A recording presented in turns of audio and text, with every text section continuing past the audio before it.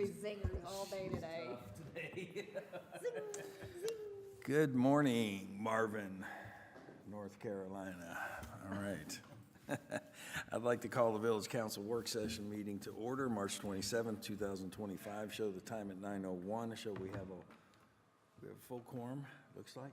Yep. And so we don't need to. No, I'm just looking to make sure. We don't have to consider allowing remote. So we're going to go right into adoption of the agenda. Do we have any changes? Mayor, I just want to let you know I do have a hard stop at 10:55. Can I join you? We're finished. All right, thank you. Good incentive to move along. There we go. Anything else? Yeah, we're going to remove unfinished business number 4, which was, well, it's gone now. Discussion of conceptual plan of the Wounded Heroes Oh, so courtyard. you've already moved everything up It's on the gone. schedule? Yeah, no, it's gone. It's gone. Oh, no, it's not. I'm sorry. I was looking at the wrong one. We're going to remove number 4, discussion of conceptual plan for the Wounded Heroes Courtyard. We do not have I'm not showing it on mine. it's on there. It's under unfinished. Keep going. That's where I'm at. 4? No, Okay, the numbering's changed okay, he's, in the system, so just read the title. You can Okay. go with that. yeah, yours is different than mine now. No, there it is. It's on number 5 for whatever reason. Okay. That's all I have. Sorry. Did you do that? Yeah, I just said, Oh, you did. yeah, right? Yeah, just still say it aloud, what you changed. Okay. So we got that removed. What else? Anything else? Okay, Councilmember Markinley's asked to move the cost-sharing agreement with Publix for the updated logo sign to move it from consent to unfinished business. And that change has already been made in your system. And you moved it to? It's in unfinished business. Okay. All right. Anything else? All right, I need a motion to approve the agenda as amended. So moved. All's in favor? Aye. Opposed? Hearing none, motion passes. Next up, we have adoption of the previous minutes. I'm good with them. I'm fine. I'm good. No other comments? All right, hearing none, I'll need a motion to, those are going into the closed session, or are we approving them right now? They're not going to, these are minutes for I mean, approval. not closed session, No, we're approving them right now. okay. Normally, they go in the consent agenda. No, or they have not for like a year or more. So time has flown. All right, so need a motion to approve the minutes? So moved. All those in favor? Aye. Opposed? It's going to be a tough crowd It's going to today. be rough today. For those who are listening in, I did have a tough night last night Aw. playing hockey, so I'm a little bit We should out all of feel bad sorts. for Mr. Mayor today. But I'm here. All right, Chair. next up, we have feedback from the previous public comment period. Yep. So I'm going to jump right in. So why are we formulating the responses for public comments and preparing an FAQ? We really do appreciate those who have been coming in and letting us know their feelings about what's been going on within the village, and they're sharing questions, concerns with council and staff. So we really do appreciate that. And in our continued effort for transparency, we're responding to these concerns and clearing up any misinformation or confusion that may be out in the public. So with that being said, council has 2 meetings per month in which you're able to learn about projects and concerns within the village. One of those, you have an opportunity for public comment. That's at the first council meeting of the month in the evenings. Planning Board also has a monthly meeting, and Parks Rec and Greenway that you can also come in and make public comments. Council also has 2 coffee with council opportunities where residents can engage with council. If any of those opportunities don't happen to align with your schedule, council has said countless times, please schedule a meeting. We are happy to sit down anytime and talk with you and hear your concerns and try to clear up anything that we can. We've also heard the concern about the lack of transparency that's going on and that residents don't know what's happening within the village. This council is currently doing more and is more readily available than any other council in the past So if you don't know what's happening, it's not for the lack of effort by village council or village staff. At some point, there's got to be some accountability for you as a resident to find out what's going on, get any confusion cleared up. But we also suggest that you do that through village staff or council. But if you have any suggestions on how we can get more information out, then we're always open to communicate differently with residents. But we're doing everything that we know to do, so if you have suggestions, we are absolutely open for them. So now I'm going to jump into our FAQs that are going to be published and released either today or tomorrow. So one of the questions was, how are some of the past and current priorities of the council formed?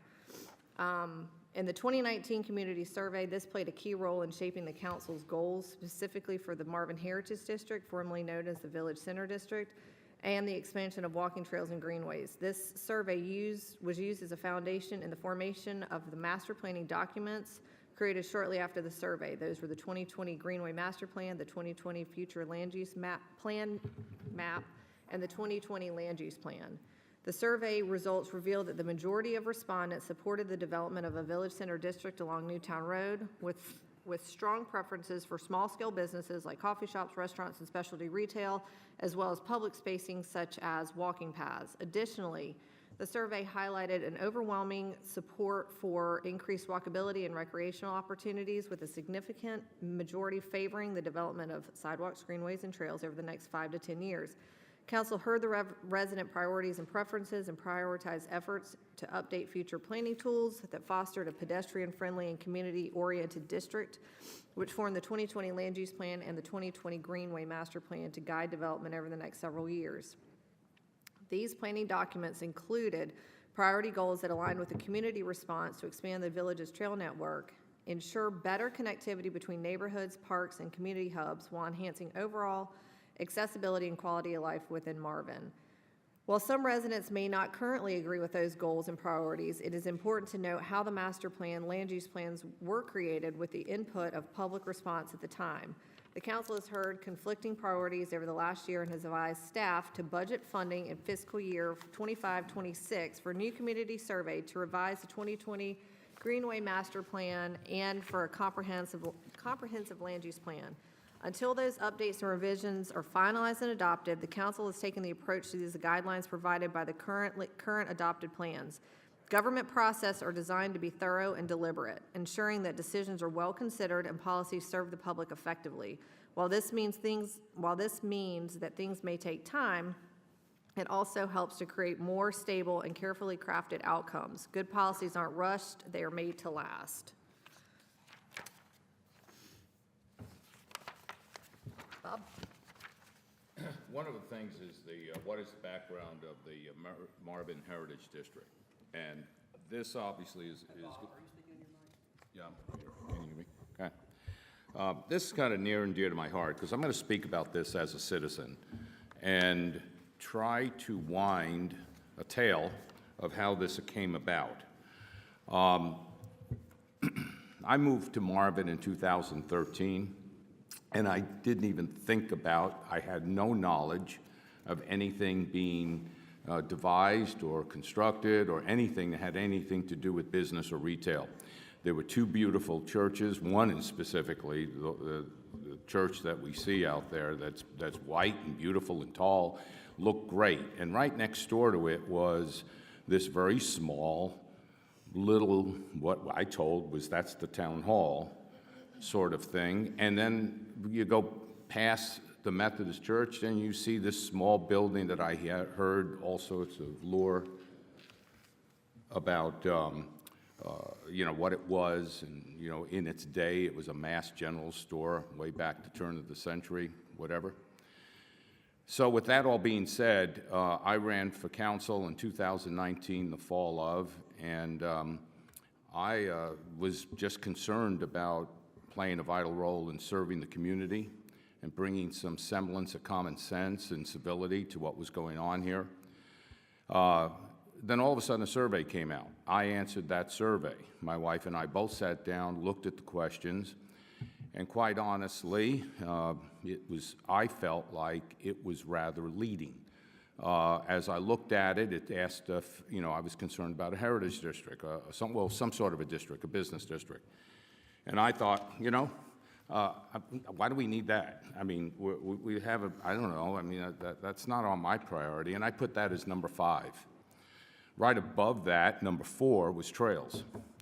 I felt like, okay, I'm not really about a trail person. I guess some people appreciate trails, but that's not a priority to me. My concern was 3 things. Traffic, number 1. The biggest thing that I was concerned about was keeping the green, number 2. And then 3 was safety. Obviously, all of that encompassed. All of us, as I read that survey, it seemed like it was leading. It started saying stuff like, well, if you were for the Heritage District, what kind of 1,000 square foot would you want, and that sort of thing. And I felt like when I was going through it, why is this here? Once I got into the council, I understood that, yes, this is something that had been talked about since 2004. I had heard all sorts of urban legends that there were the property owners along this particular district that had been wanting to put together something. I'd heard about meetings. I've heard about property owners wanting it, not wanting it. I remember it came to a head somewhere when I first got in that there was even a Zoom meeting during COVID that a lot of the property owners were on there expressing their desire to want to see this and not. One of the first things I was involved with in a vote was, my first vote, was along Meadowlark Lane. There was supposed to be 8 to 9 homes that were going to be built there. Somewhere during some metamorphosis, if somebody can fill me in on it, somewhere Meadowlark, I think, I'm not sure, the HOA, I'm not sure, I've heard conflicting stories, decided to turn down that project. Now, that project there is where now the Jones subdivision is going in. Had that not been turned down, we would have had 8 or 9 homes that were over $1 million would have been placed on this piece of property. Well, as the evolvement started happening, it was starting to bring forth that we wanted to control traffic. Well, that was a major thing of me, and as I was with the council and we were talking about controlling traffic, one of the things was if we put in somewhat of a business district, something quaint, something not overbuilt, just something there, that it would also slow the traffic, maybe even as low as 15 miles an hour with crosswalks and making it difficult for people to drive down Newtown Road. I was for that 100%.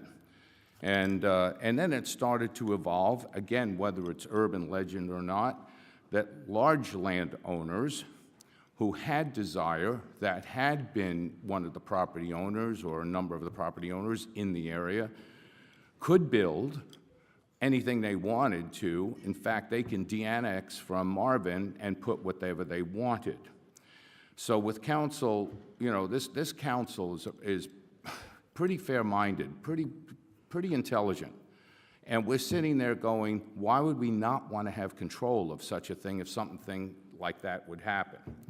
So the Marvin Heritage District started to evolve. We actually got experts in, and one of the things they said was that you need a certain amount of residential to support it. Whether I believe that or not, we're surrounded by residential. You haven't seen residential till you went to Ray Farms and see how much residential it takes to support that shopping area there and those business offices. So with the Heritage District deciding we needed residential in one area, that land that 8 or 9 homes was supposed to be on seemed to become now all of a sudden available. And the adjoining property owner wanted in on it too. So that decided to take a life of its own and to support what we had been guided from the Main Street program. That's something that I'm well aware of. When I was in Logan, Utah, I was the director in Logan of the Main Street program there and the National Trust for Historic Preservation, and we were trying to build up our downtown that was already an existing downtown and get people away from malls. We were trying to make it more of a walking, place that people could really, enjoy, come out and be a greeting place. And by the way, if you've not ever seen what a greeting place looks like, go drive through downtown Matthews. I do all the time, and literally every weekend something is going on there, clogging up the arteries. You don't want to go there. You're trying to avoid everywhere else to go through that Main Street. And again, I'm going to apply it to this. We thought that maybe we could slow the traffic down, have some quaintness going on, and one of the biggest things that the council ever did was put this town hall together. And the property was available, it was something we could do, and I thought, wow, okay, that could be the center. This is natural evolvement, and this is something I'm used to with, again, being part of the Main Street program. It was just a natural evolvement. As it goes, we started to think, oh, wouldn't it be nice if something went here? This is and at the time, by the way, in 2020, January of, the prior planner, Rohit Amannachi, basically put together a plan of trails, put together what the Heritage District would look like, and, started talking to property owners, the same ones that were interested in this through the period of 2004 to the present of 2020. And it looked like, hey, this is something might be able to work.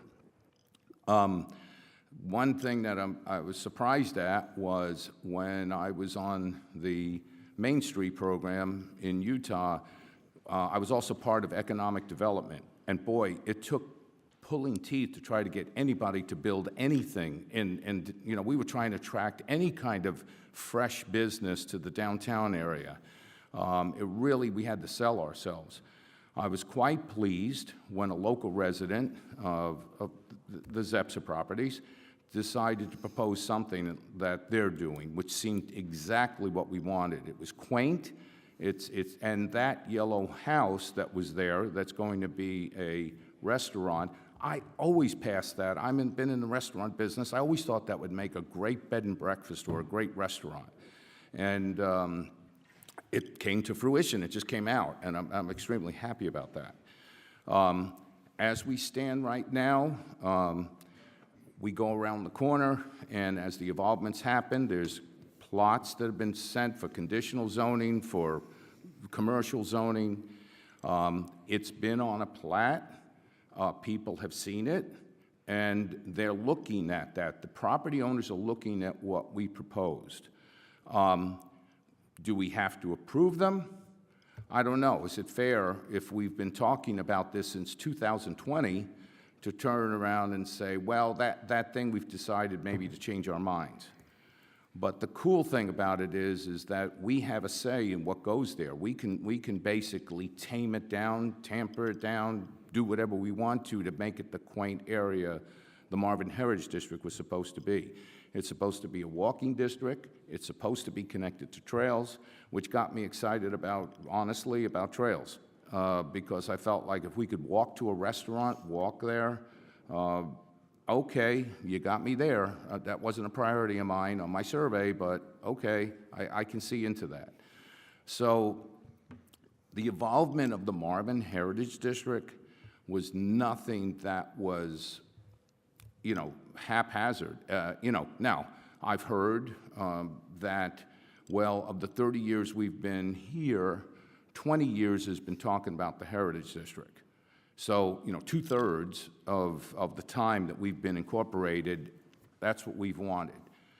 I don't know, 20 years ago, were the people off their nut when they decided to make this a business district? I don't know. I mean, does it have to be there? But the point of it is evolving, and some of the property owners decided that something they'd like to see, and they're kind of moving on it. But we have control of it. That's the cool thing about it. Like we're nowhere else, we have control. And we're going to have to go along accordingly as some of these plans come across us, and we see them. I know times have changed. Trails were a good thing 15 years ago, I guess, and now we're worried about crime. What's going to happen on the trails? Development, why does anybody have to develop? And I've heard that these were all cow fields 30, 40 years ago, and now you've got all these homes. You know, it's interesting, when you look at the Jones property, that is where all that residential's going, and a lot of people have talked about clear cutting. You know, as I drive around Marvin, everything was clear cutted, wasn't it? Marvin Creek, wasn't that clear cutted first? I mean, I wonder what the residents thought when they saw Marvin Creek come in. That was clear cutted.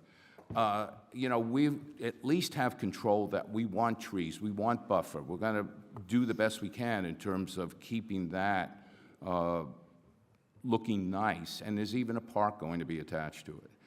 So, that all being said, that is the, I guess that's my train to leave and get aboard. That, I hope, is a kind of an overview as quick as I could. Speaking as a citizen, my impression of what the Heritage District was, what it is turning into. It's going to be classy, it's going to be nice, it's meant to be a gathering place. That was the whole point of it. And that really, that's my take on the Heritage District. Okay, thank you, Bob. Who's up next? Andy. All right, so I want to address a couple of comments that were made in public comment. The first one, there was a comment made about Village Hall being built without proper stormwater permits and adequate measures to control stormwater.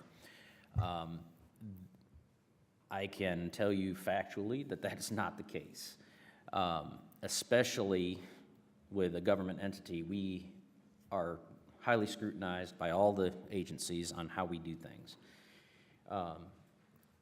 In 2017, there was a plan put together for Village Hall for the building and for storm drainage and the entire package. That plan included a retention pond on the property that would have eliminated a 250-year-old heritage oak tree. Now, council, which was before I got on council, but council decided that that was not a great plan, to kill a 250-year-old oak tree over stormwater retention. So plans were scrapped at that time, and a different plan was adopted, one that included a disturbance area of under an acre. So NCDEQ, okay, which is the governing body over everything stormwater related. The acronym stands for North Carolina Department of Environmental Quality, for those who don't know what this means. They do not have restrictions on disturbances under an acre. So council decided to go with under an acre disturbance so that there would not be that stormwater retention pond created and killing a heritage oak tree. Since that plan was made, NCDOT did the roundabouts. And I'm not 100% exactly sure, and we're going to be looking into this as the exact time chronologically that things happened. But after the contractor built the two roundabouts, they noted on the construction plans that there was a culvert that had been crushed that crossed the road. NCDOT looked into it, found that that pipe was supposed to be there. They came back subsequently and put in a 24-inch culvert from one side of the road to the other. That flows all the water from Providence down south, down through the drainage plan that is in place. That started dumping lots of water that wasn't dumping across at that time onto this property and subsequently down through the drainage systems. Our engineers took into account for this water, as it was done before Village Hall was built, to transfer the water through. NCDOT informed us that they could not run this water in the ditch system that was in place because the downstream infrastructure couldn't handle that much extra water, so they just dumped it on the property. That was, we asked them multiple times about this, about this problem that it was going to create, and they just basically said, that's the deal, and you just have to live with it. So, moving forward, this council recognized that there was a flow problem through this property, and with the Village Hall Park project that we have embarked on, a large part of that is drainage. It's mitigation for the flow coming across the road. We have a pretty elaborate drainage system that is in the plans right now. We've been working with our engineering firm for, I want to say, about 18 months at this point. Is that correct? About 18 months to put this plan together, which will mitigate a lot of this water and make this a better situation downstream. With all that being said, the communities that are along this drainage flow, natural drainage flow, have been built to handle this water coming down on this system. So there are several different reasons why you may see differences in how the water flows, one of which was that pipe. It allowed the water to flow more freely after that was put in. There are different reasons why you may see more water in your easements. It could have several different reasons why that happens. But it is not because the village is not doing their job with stormwater planning. Our MDO requires a lot of mitigation processes.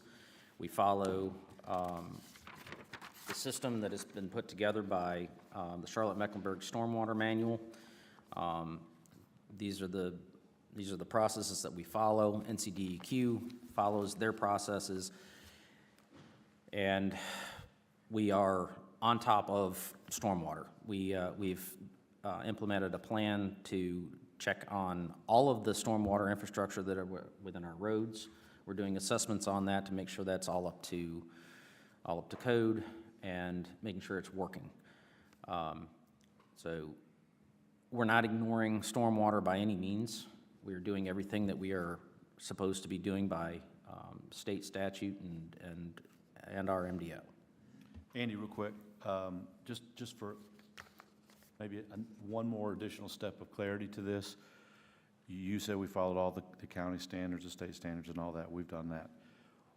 Would we have gotten a certificate of occupancy if we had missed any of those steps or not followed any of those? Absolutely not. Okay. Because the county, when they do their final inspection, they have to make sure that all of the guidelines are followed, or they will not issue a CO.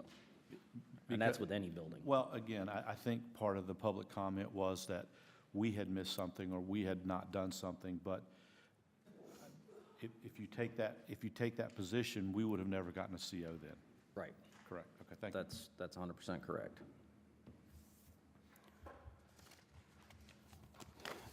So, real quick, I just wanted to mention a couple more things, if you don't mind.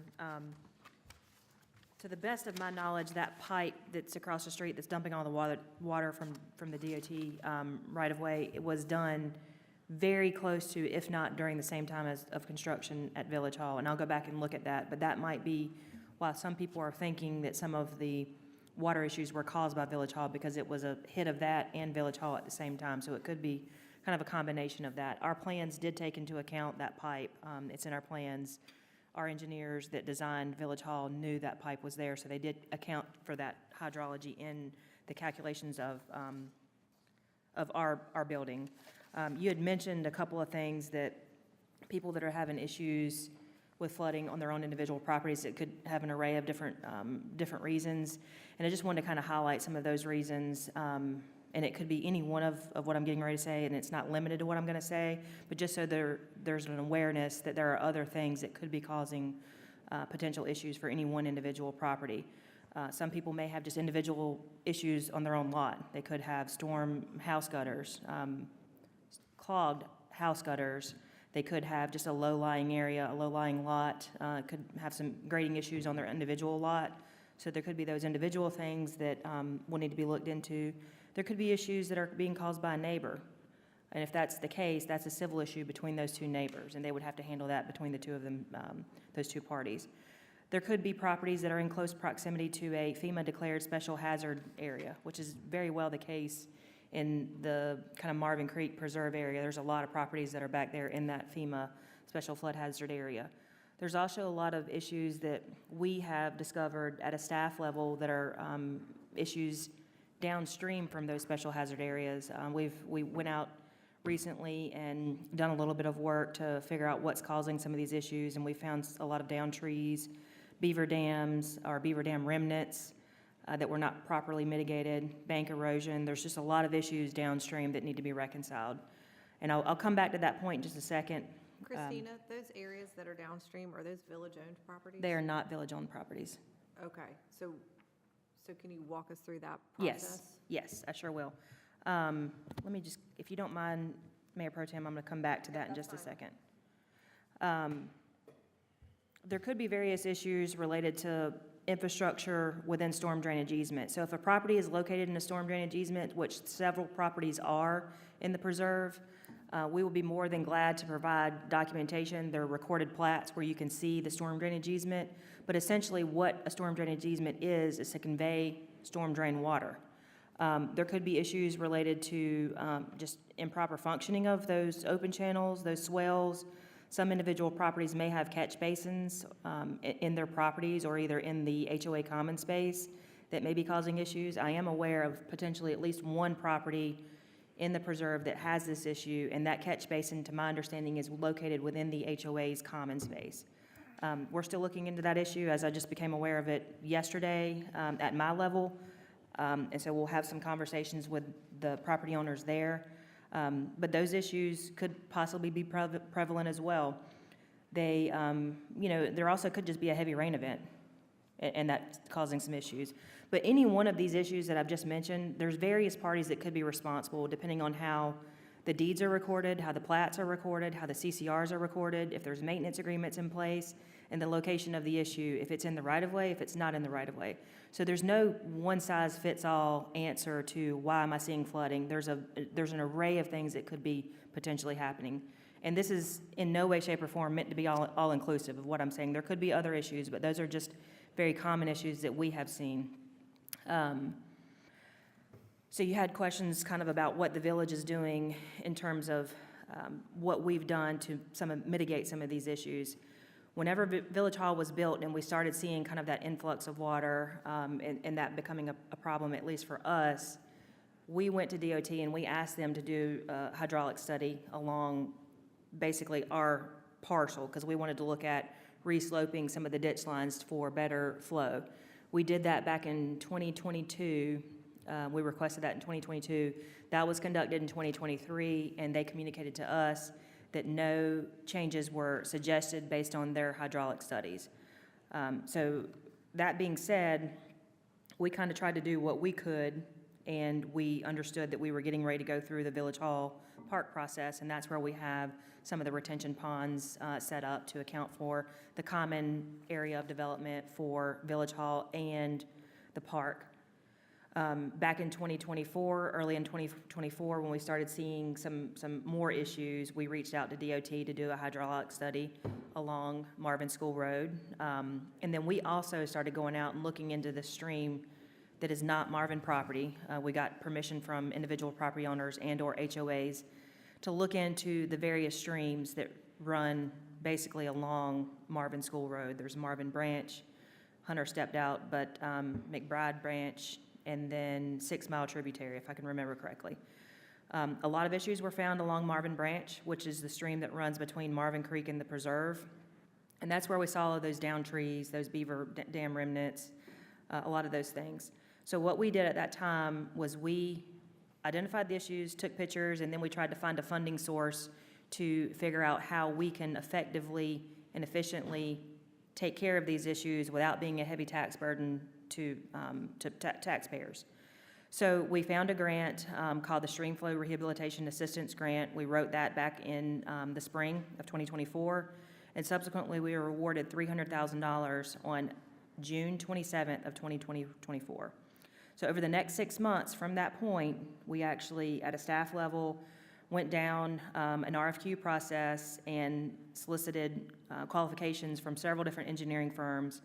And then we did an array of analysis and conducted interviews to determine the most qualified firm.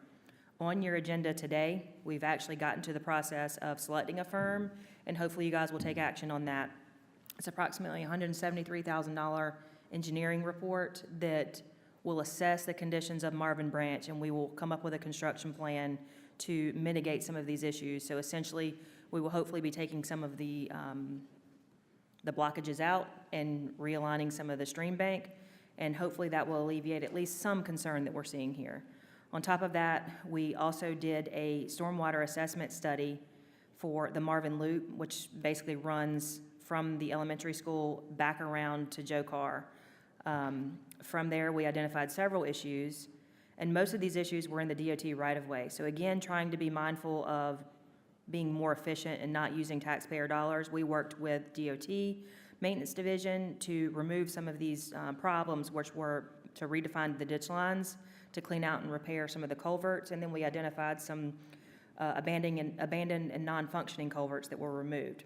We've seen that work done over the last year, and it's been very successful, but we also have a timeline in our own individual calendars where we're going to go back out and check it in the next couple of months to see if those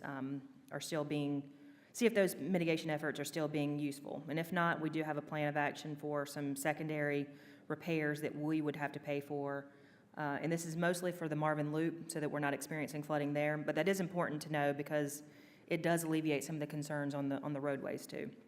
And then in the fall of 2024, we actually, at a council level, initiated a full stormwater inventory where we have an engineering firm going out and looking at each individual stormwater system underground in Marvin. And that includes Marvin streets and DOT residential streets. So we are taking a proactive effort to go out and look what's underground, what type of failures they may have or may be coming to have, so that we can develop a plan to mitigate those issues and make sure that we have a full functioning stormwater system within Marvin. That is hoping to be completed in the next couple of months, so you'll hear back from that report. We have already at a staff level effectively put in money for next year's budget to address some of these concerns, and we have done that over the years as issues arise. We have proactively gone out and addressed them as we see them, or reactively when we have issues that are coming in, like storm drain clogs, we go out and clean them out.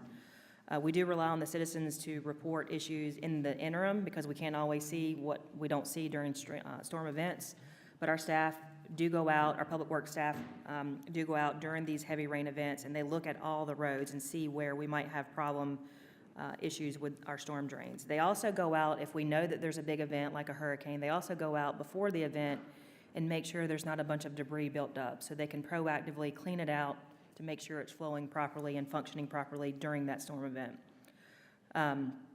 That being said, there's another thing that I haven't even mentioned at the council level, but back in January of this year, staff have been working with, we're trying to develop a scope of service for a complete analysis, a comprehensive kind of probing of all streams in Marvin, and that's not just behind here, but that's also across the way.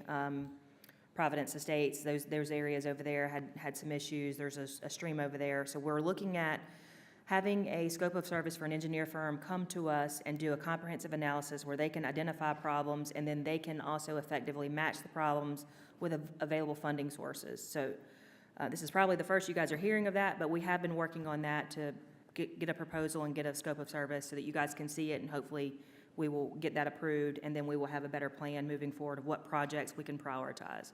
Part of that project, and we've made sure from a staff level, is there's going to be a public input process with that. So if people in their own subdivisions are experiencing issues that are related to stream flow, they can come in and identify, hey, we've seen these issues, just so you're aware, so that the engineering firm can do that kind of peak flow flood analysis in their reports.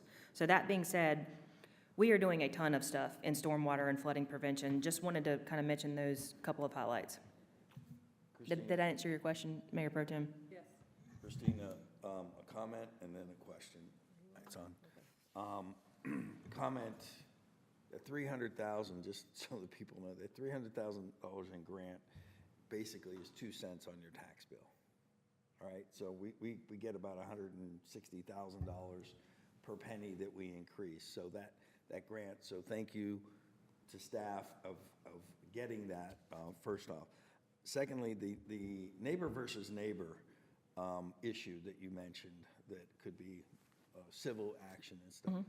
At what point does the village get involved? At the very beginning, saying, looking at the issue, we send out our engineers or whoever? Yeah, How does that work? We would go out and assess the situation. If we can see that there's anything that it would be our responsibility, like a clogged drain, like a stormwater drain, then we would address our issue within our right-of-way.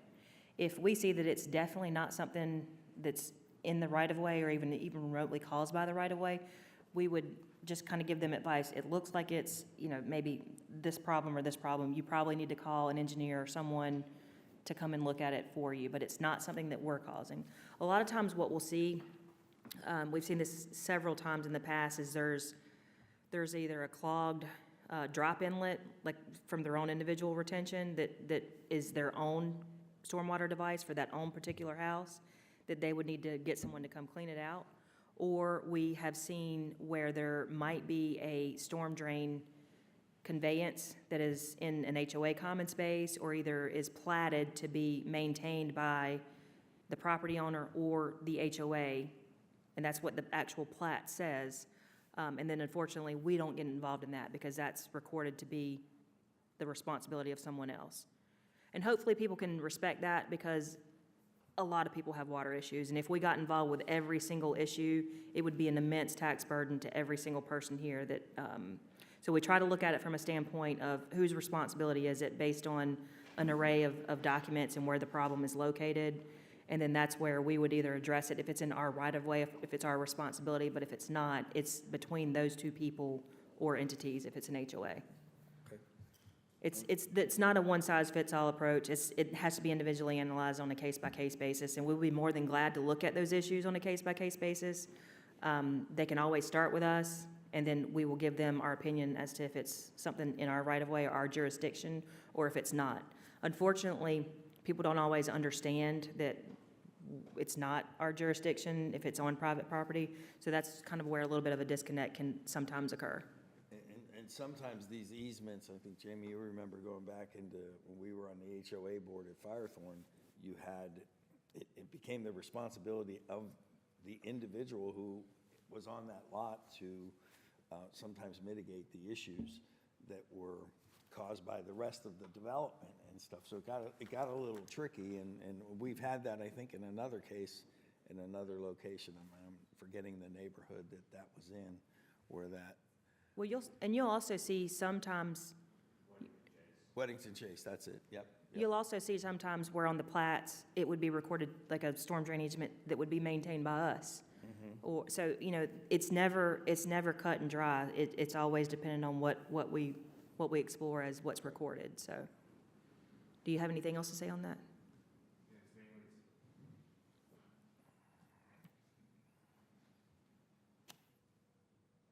I mean, regarding that, it's mainly the age of the subdivision. Older subdivisions that were originally maintained by, roads were maintained by DOT. That's where you'll see on the plat, individual property owner's responsibility. Newer subdivisions where we've taken over the road, and that's been from the start of the process, meaning sketch plan phase or rezoning phase for those subdivisions through the end. Typically, then it's a maintenance responsibility of the HOA because we have a maintenance agreement with them and so on. So that kind of is the history of that. But is there any questions on storm? Okay. Thank you. One thing I'll mention as well, and this is totally irrelevant, but just food for thought.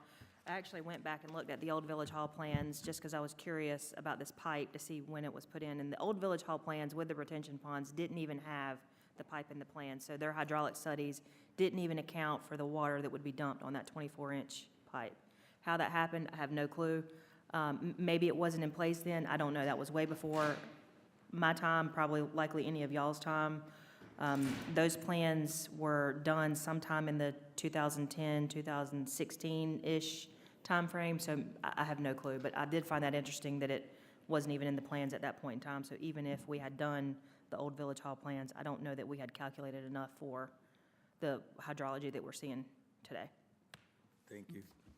All right, who's up? Who's next? I think I'm up next. The topic that I'm going to, that was addressed at the public hearing is, how can the conditional zoning process within the Marvin Heritage District work to promote and assure safety, security, and noise control in addition to the village's existing regulations and processes? First, I want to take a moment and thank staff, and certainly Christina, for really heading this up, and council, because I know there's some council members involved in this process of putting together this kind of FAQ and addressing some of these issues and concerns that have come up. It takes a lot of work to go into this, and I want to thank Christina, you and staff for doing that and taking the time to do that. It's long overdue because, again, there's a lot of misinformation out there. What is helpful in public hearings and coffee with councils and stuff like that, we do get that input, and even when the developers come in, again, it's part of that process that I'll talk about here in just a second. And Councilman Line, before you start. Sure. Just to make one point of clarification, you're talking about conditional zoning. Conditional zoning. And that primarily, just for people listening to understand, is the Marvin Heritage District. So that's what the conditional zoning process. So everything that you're about to say mainly involves around that district, just for clarity purposes. Yes, thank you. The conditional zoning process, we've had people come in and they voice their concerns and they go through this. As a property owner that comes in and owns a property within that, there is a very long process and communication. I'm working with the planning director and going over plans, so there's a significant amount of information that's shared, talking about ordinances, talking about the MDO, what they can, what they can't do. So long before sometimes it even reaches council or reaches planning board or anyone like that, there's been a significant amount of conversation had with the planning director. But with that being said, when it does come to council, planning board, whatever the case may be, a lot of these issues have been discussed. Some have been resolved, some have not. But they have to follow the specific standards of the MDO and go through that process. The process also includes those developers to come in, and there's public information meetings with the community. And the community can come in and voice their concerns and go through that as well.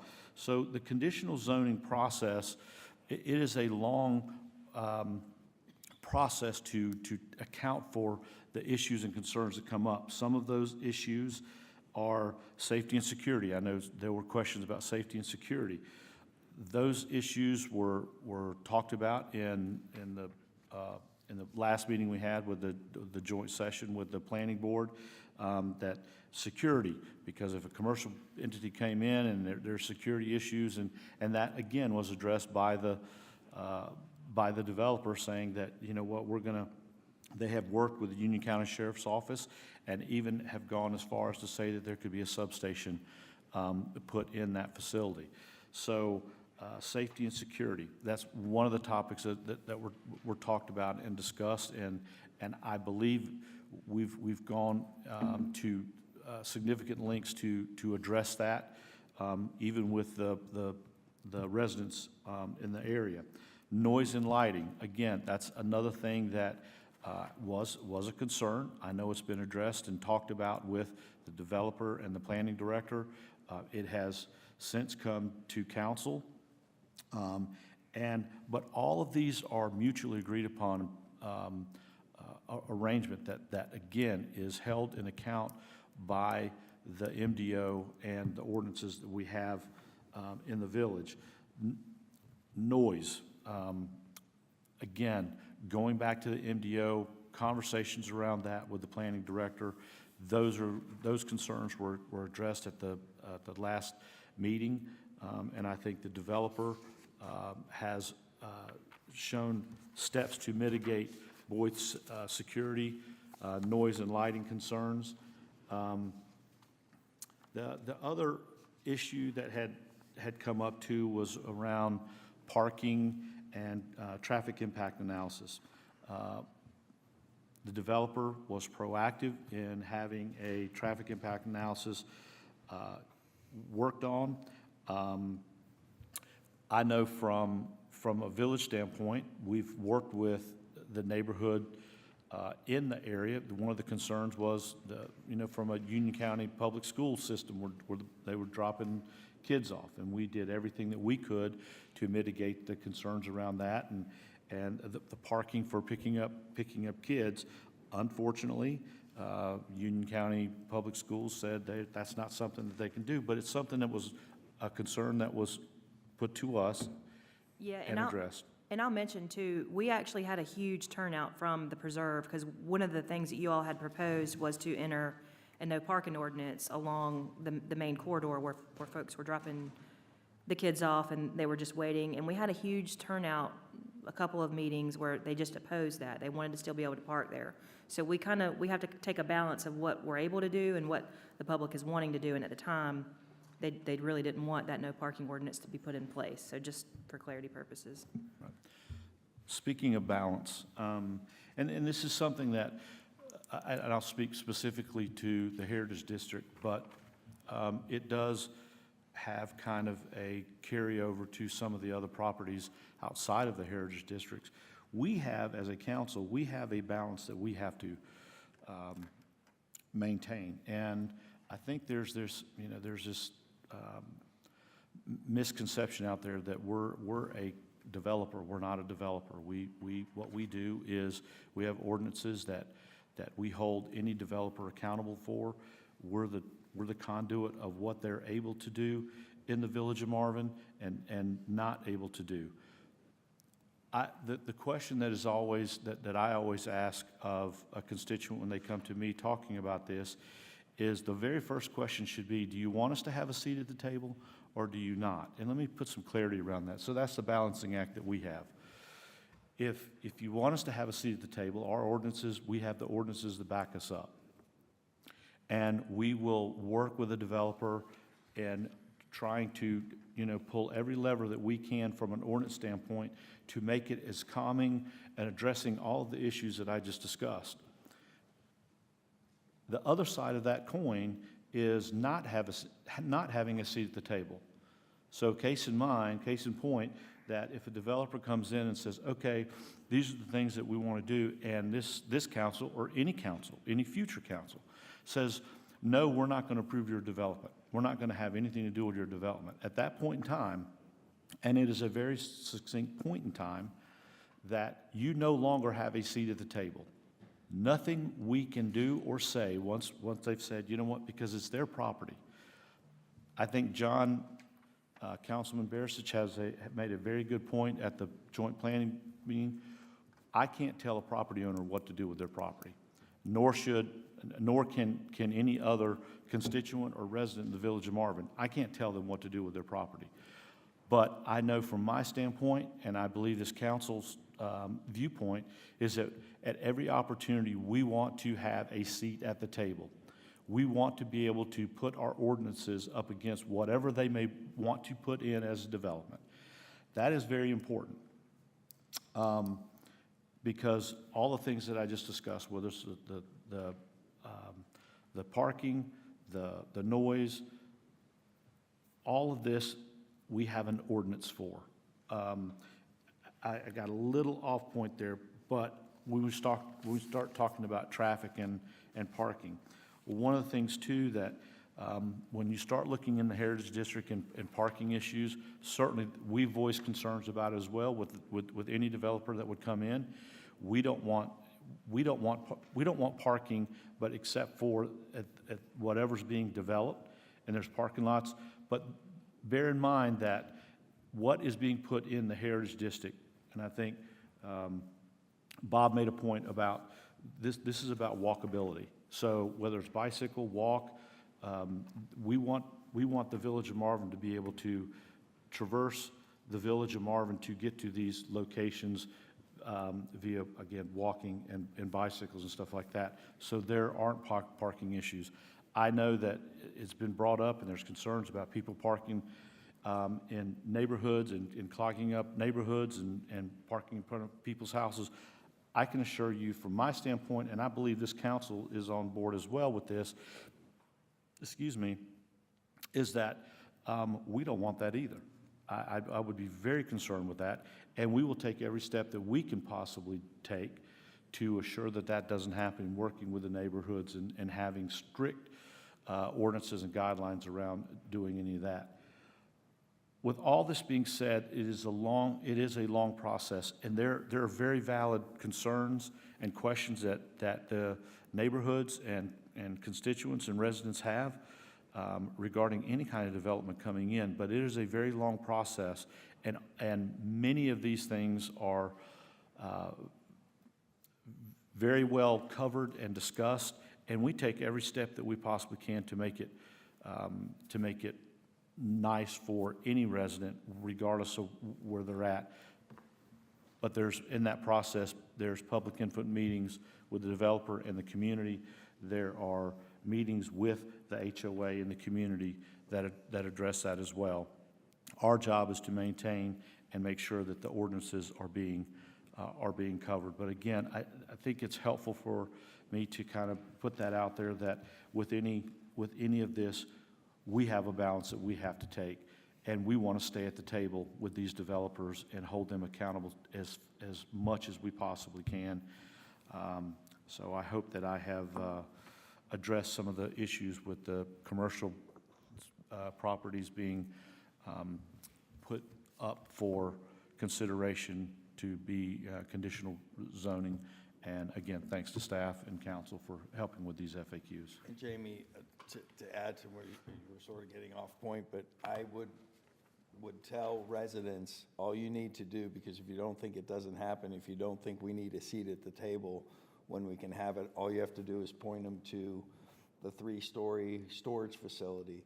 When council, well before this council and before me, had an opportunity to work with a developer on what could go in there, they chose not to. That developer at the time chose to sell it to a storage facility. You know, what says, Marvin, more than a 3-story storage facility that backs up to $1 million homes? It's not a good transition. It was a bad move, I think, on the prior council that they didn't get involved and have it. You're not going to get everything you want. We went to the back when there was a Walmart involved, but we went to that meeting where they were going to put in the storage facility. We were against it as a town. We walked the site when they did a site visit. We were absolutely against it, but we didn't have any say in what was going to be done there. That became a county issue. So, Why didn't we have a say in that? because it wasn't part of Marvin. Why wasn't it part of Marvin? Because it was one of the donut hole things when they de-annexed years before. They did not allow forced annexation. There's a I guess a reverse of that as well. So when we look at the Village of Marvin and we look at the properties that abut up to the Village of Marvin, they may be Union County. And when we know a development is potentially possibly coming in, someone who owns that property, bear in mind, again, I think it's very helpful for me to let you know that they own that property. Marvin doesn't. Maybe a constituent does. In this case, a Marvin constituent owns that piece of property. But they own that property. It's their right to do what they want to with that property. Even with a property that is not in the Village of Marvin, but they're going to do something with that, potentially do something with that property, it is incumbent upon us and a responsibility for us to go to that and reach out to that property owner and say, what are you putting in? Because it can impact us, and we want to know what's going in. Is there a possibility of you coming into the Village of Marvin? There could be positive tax implications to that for the Village of Marvin, but we want to be able to have a seat at the table. Again, it's having a seat at the table. It's not just this municipality. Every municipality across the country, and especially across the state of North Carolina, because I hear from it, where I have friends in other municipalities, they're fighting the same thing. What a lot of people don't understand is that when there's a property owner, They are going to do what's best for their property. Put yourself in their seat. They are going to do whatever gives them the best return on their investment. And so when you go to that person and say, I don't want this, this, and this, bear in mind, it's not your property. It is their property to do whatever they want to with that piece of property. And all we're trying to do is stay at the table. Because as long as we're at the table, we can have a say. We can have influence with our ordinances. The second we say no, there's no going back. You can't put the toothpaste back into the tube. It is there, and they're going to look at that property and go, okay, now I don't have the handcuffs of the Village of Marvin. Now I just got to satisfy Union County. And I can go in there, I don't have to follow their ordinance. I know I'm right in the middle of Marvin, but I don't have to follow their ordinance. And I can do whatever Union County will allow me to do. And that has a huge impact to what this council tries to protect the constituents from. Is it concerns me that someone would say, nope, I'm gonna vote down that thing. That's fine. You're free to do that. But understand, walk that process. If you say no, we no longer have a seat at the table. Our ordinances mean absolutely nothing to that piece of property. Yeah, one thing I'd add too, very quickly, is that I think there's a misconception about how our ordinances are developed. And when people come back to us and say, well, you just need to change that ordinance, what's often missing is an understanding of the fact that those ordinances have to be developed in a very formal process over a period of time with approvals to make sure that we are complying with state laws. Correct. So we can't just go and change our ordinances because we want a particular outcome. We also can't do it because we want it to affect a particular property. We have to make ordinances that are not targeting specific properties, but are what are right and proper for the entire development of the Village of Marvin. So, you know, in terms of those ordinances, when we're going through those, you know, you can't just change it willy-nilly.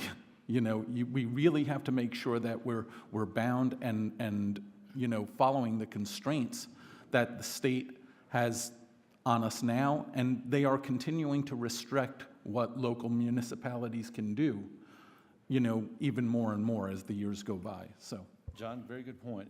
But understand, when the constituents look at the council to see what we're constrained from both sides.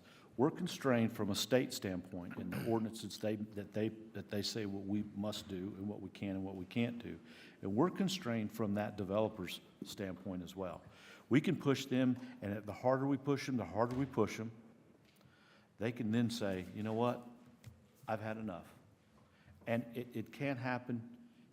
It already did happen, to Joe's point. We now have, unfortunately, right next to us in the Village of Marvin, it butts up, we have storage units and a swimming pool. And if that council would have stayed at the table, I would hopefully think that there would not be swimming pool and storage units that stand right next to the Village of Marvin. And you know, to your point about development, one thing I wanted to mention was when I was transferred to Utah, I began to learn very quickly one of the hated men in Utah was Robert Redford. And the story as it goes was when he went to Utah and he decided that he was going to build the ski resort and build Sundance, he had his piece of property, and he did not want the town of Provo to build any development stopped. In other words, I'm here, and it was urban legend that he just didn't want any more development. I got here, and I want the environment to be pristine, and it was like, it's all right for you to have a project, but nobody else can build there. And people started fighting him on it. And so how he handled it, he bought all the land up Provo Canyon, so nobody could build. So, you know, if somebody doesn't like a private property owner that is doing something, you could do it the Robert Redford way and buy the property. Well, again, I would say that, and this goes with any property within the Village of Marvin, or outside the Village of Marvin. You have 5 options as a property owner. Or we look at this and say that everyone has 5 options. One is to do absolutely nothing with that property. Again, put yourself in the seat of that property owner.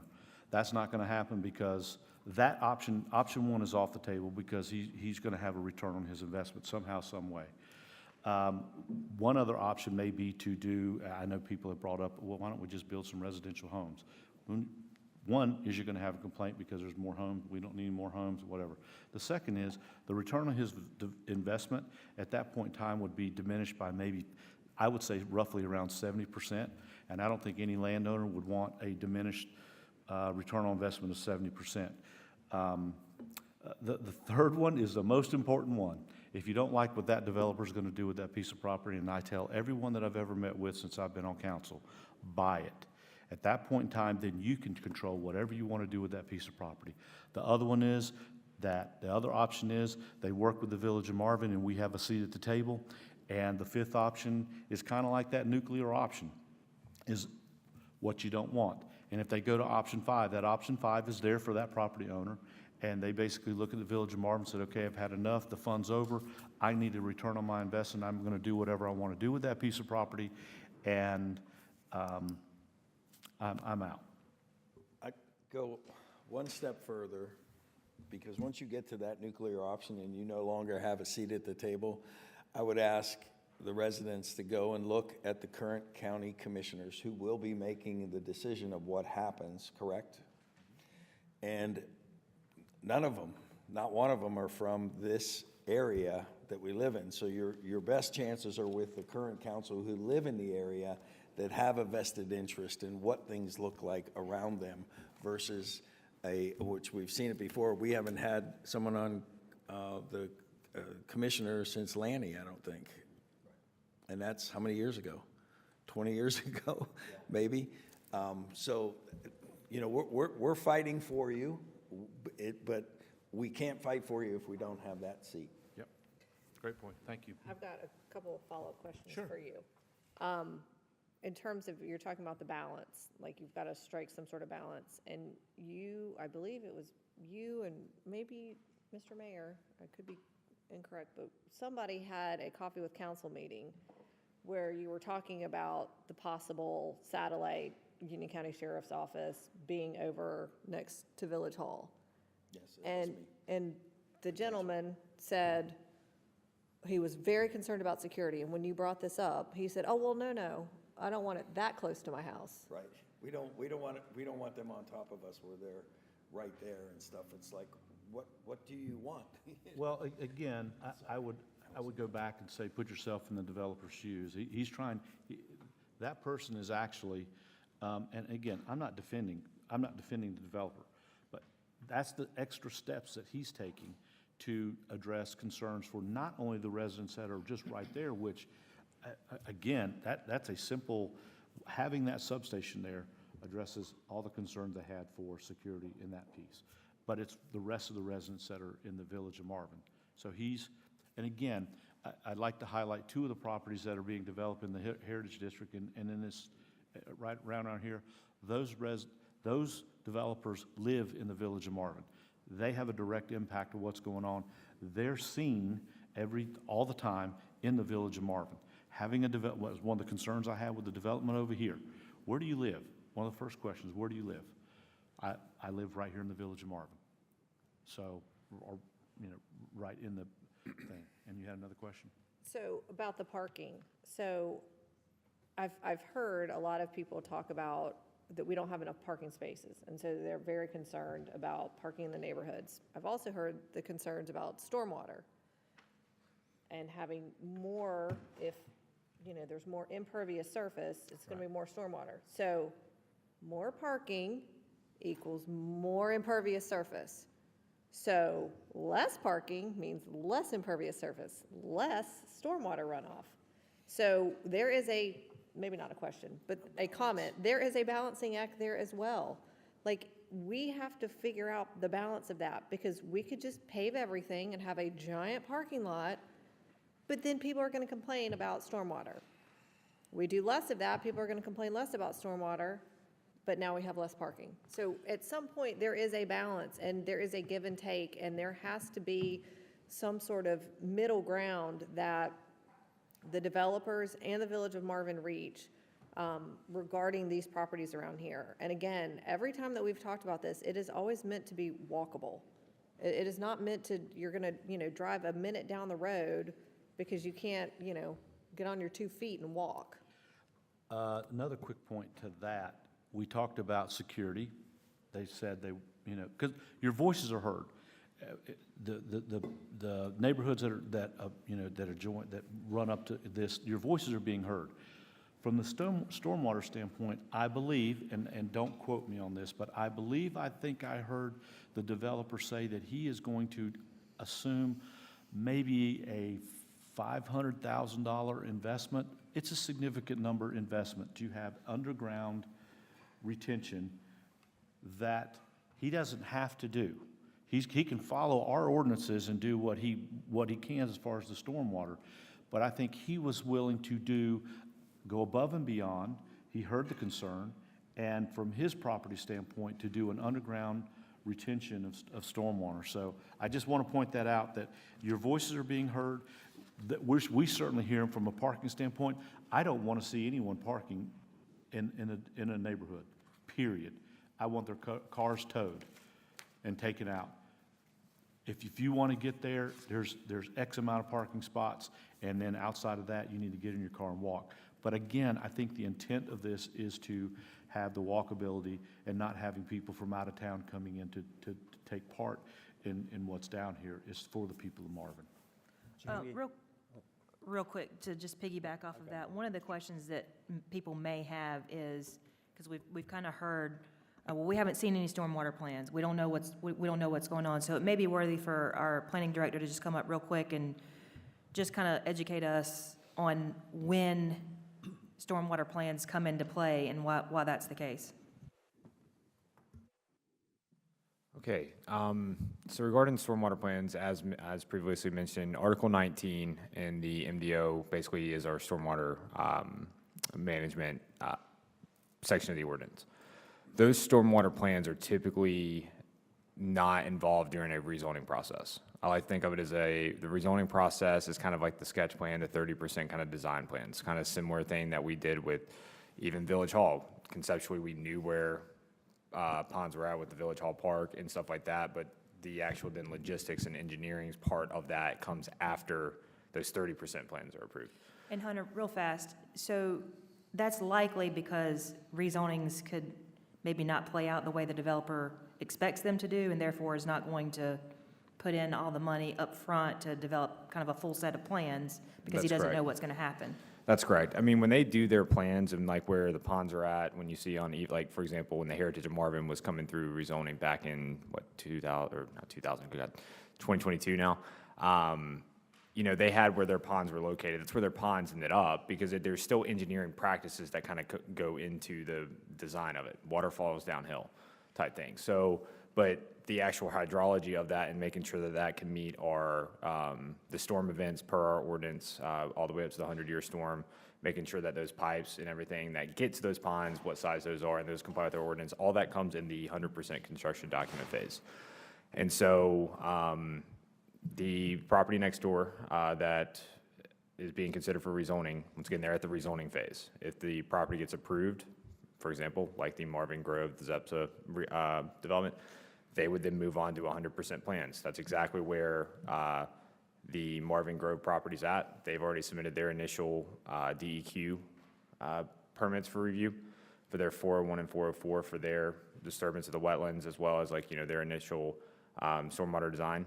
And as they wrap up their 100% plans, they'll submit it to the village. The village will review, as well as NCDOT will for driveway access and road improvements. DEQ will from stormwater and sedimentation erosion control. The county will from water and sewer extension. And once again, sometimes those DEQ or any of those approvals, depending on the property, trigger other agencies to at least sign off or review on.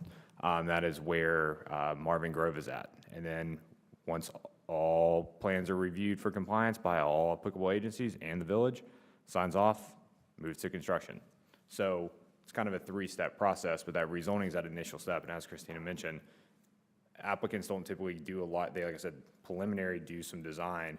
They're not going to spend the full money to do 100% plans until the rezoning potentially gets approved, just because if it doesn't get approved, then it's null and void. So if council takes action or planning board takes action to approve a set of plans, is there a process set forth to make sure the stormwater kind of components are put into place before it's actually built? Like, is the approval contingent upon an engineer signing off that they've verified those things? And do we have ordinance set in place to assure that an engineer is confirming that they're compliant with the ordinance? Are you asking like if a rezoning is approved? So the first phase is the rezoning, and then they would have a set of construction plans that essentially go along with the rezoning of whatever it is that they're going to do. Do we have an engineer that confirms everything is done the way that it's supposed to be per the ordinance? And So per Article 19, and this was also covered in our old ordinance, when the applicant or developer submits plans to the village, one, their engineer stamps and seals these plans. Stamps and seals those plans to basically saying that they comply with X, Y, and Z. Our ordinance requires, from a stormwater standpoint, that the engineer sign, seal, that the stormwater design, if it's open swells or pipes or all that stuff, has been designed to meet the 100-year flood event, rain event. So that's one set of engineers. Then you have the village engineer that then reviews those plans for stormwater compliance in accordance with our ordinance, and typically even like kind of a double review with DEQ, because DEQ also reviews. DEQ and the village have slightly different requirements. Ours, like I said, goes above when it comes to the storm events. So that means typically the ponds and the swells and the stormwater infrastructure is typically going to be bigger than what DEQ would require because the event's higher. However, DEQ still has some other regulations that they enforce over the village. So once both of those agencies review, once again, we have our engineer and DEQ has their engineers on their staff for compliance, then they'll get a letter from the village and those agencies saying that they have been reviewed and approved. So you have two sets of professional engineers that are reviewing these plans one's submitting saying it's compliant, and one's reviewing saying it's compliant. Does that answer that? Another question. Marvin Oaks, Marvin Grove, and the Village Hall, how many retention ponds above and below ground are they going to be, even just in this small area? So Village Hall has two, I think, on this current proposed site plan. So that's two? Yep, Marvin Grove, which is a ZEPSA development, has one, and it's a very large pond, because once again, what our stormwater Three. ordinance requires. And then Marvin Oaks is proposing the underground stormwater kind of chamber system. It would just be one essentially, but they're still managing their stormwater that's falling on their site and flowing to their site on their site. Would they be able to get more parking if they do an underground? Yes. So then, in this small area that we have here, we have 4 retention ponds above and below ground. That's correct. Okay, so then that should be adequate to take care of what we have now and maybe anything in the future.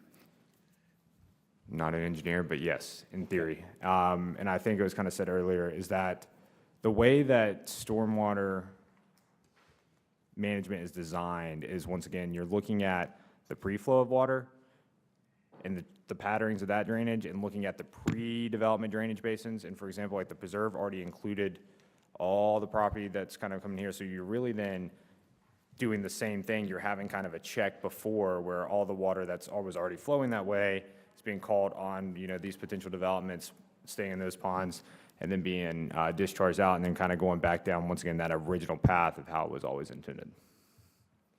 Thank you. I just want to know how many we're going to have. Thank you, Hunter. Any other questions?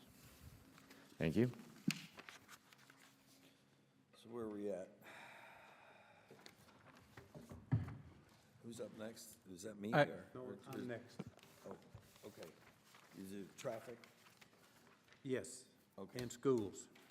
I know there's concerns about from Marvin Oaks and Marvin Gardens, of whether they're going to affect everything.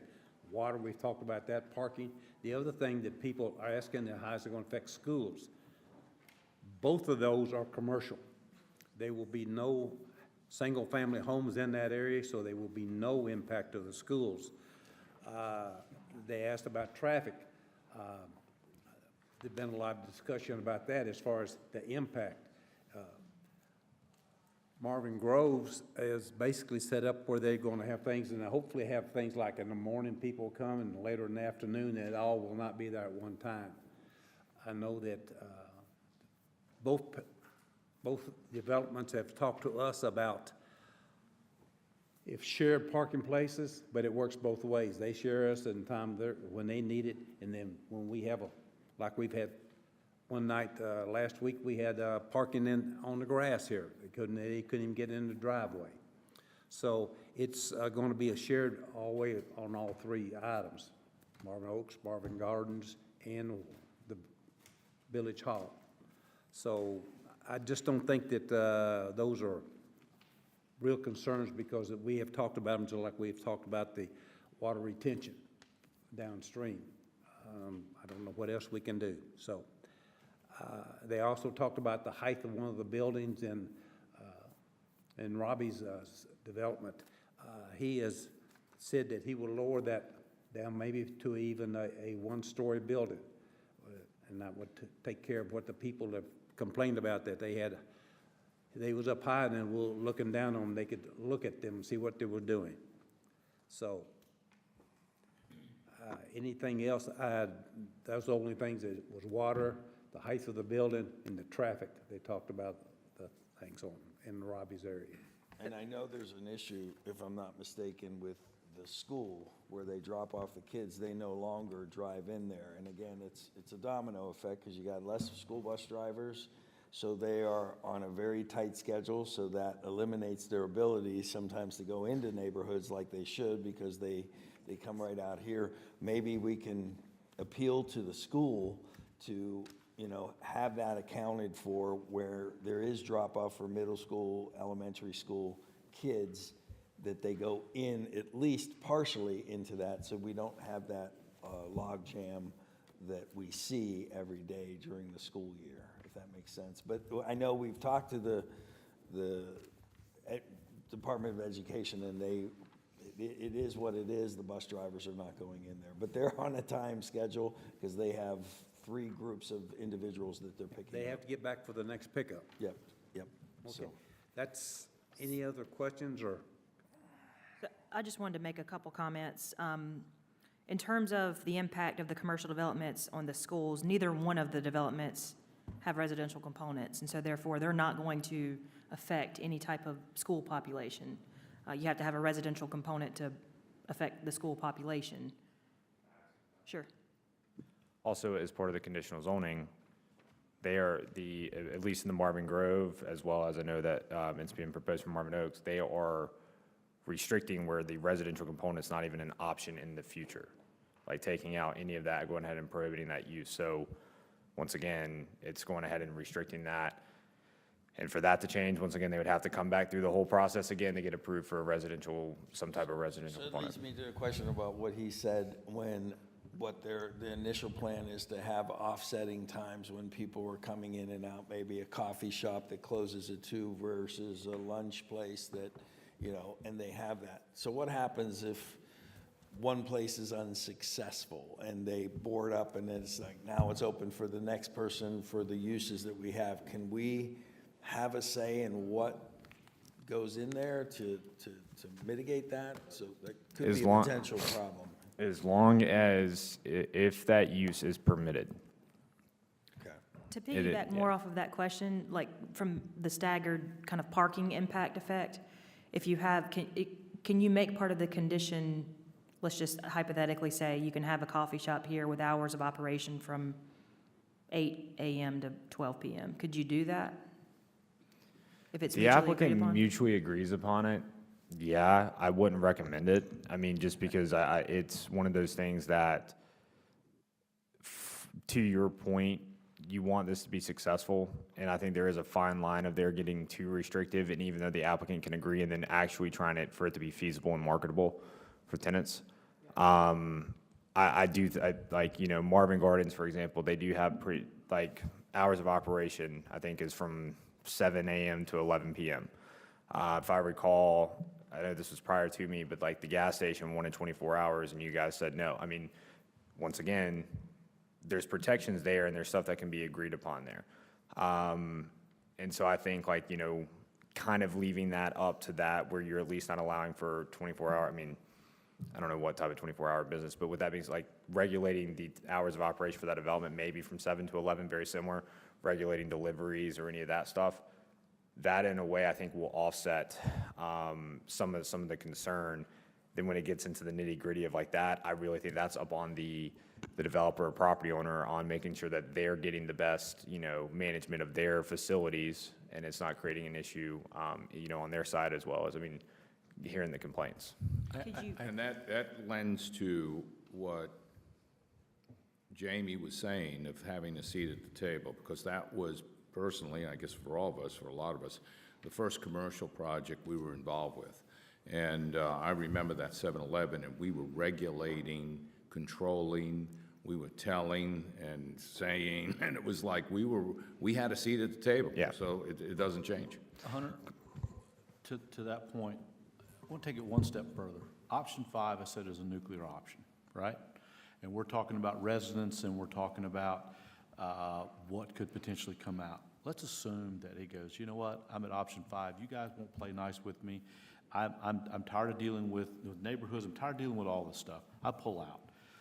Could, and I'm going to get a yes and a no. Could that property be turned into multifamily?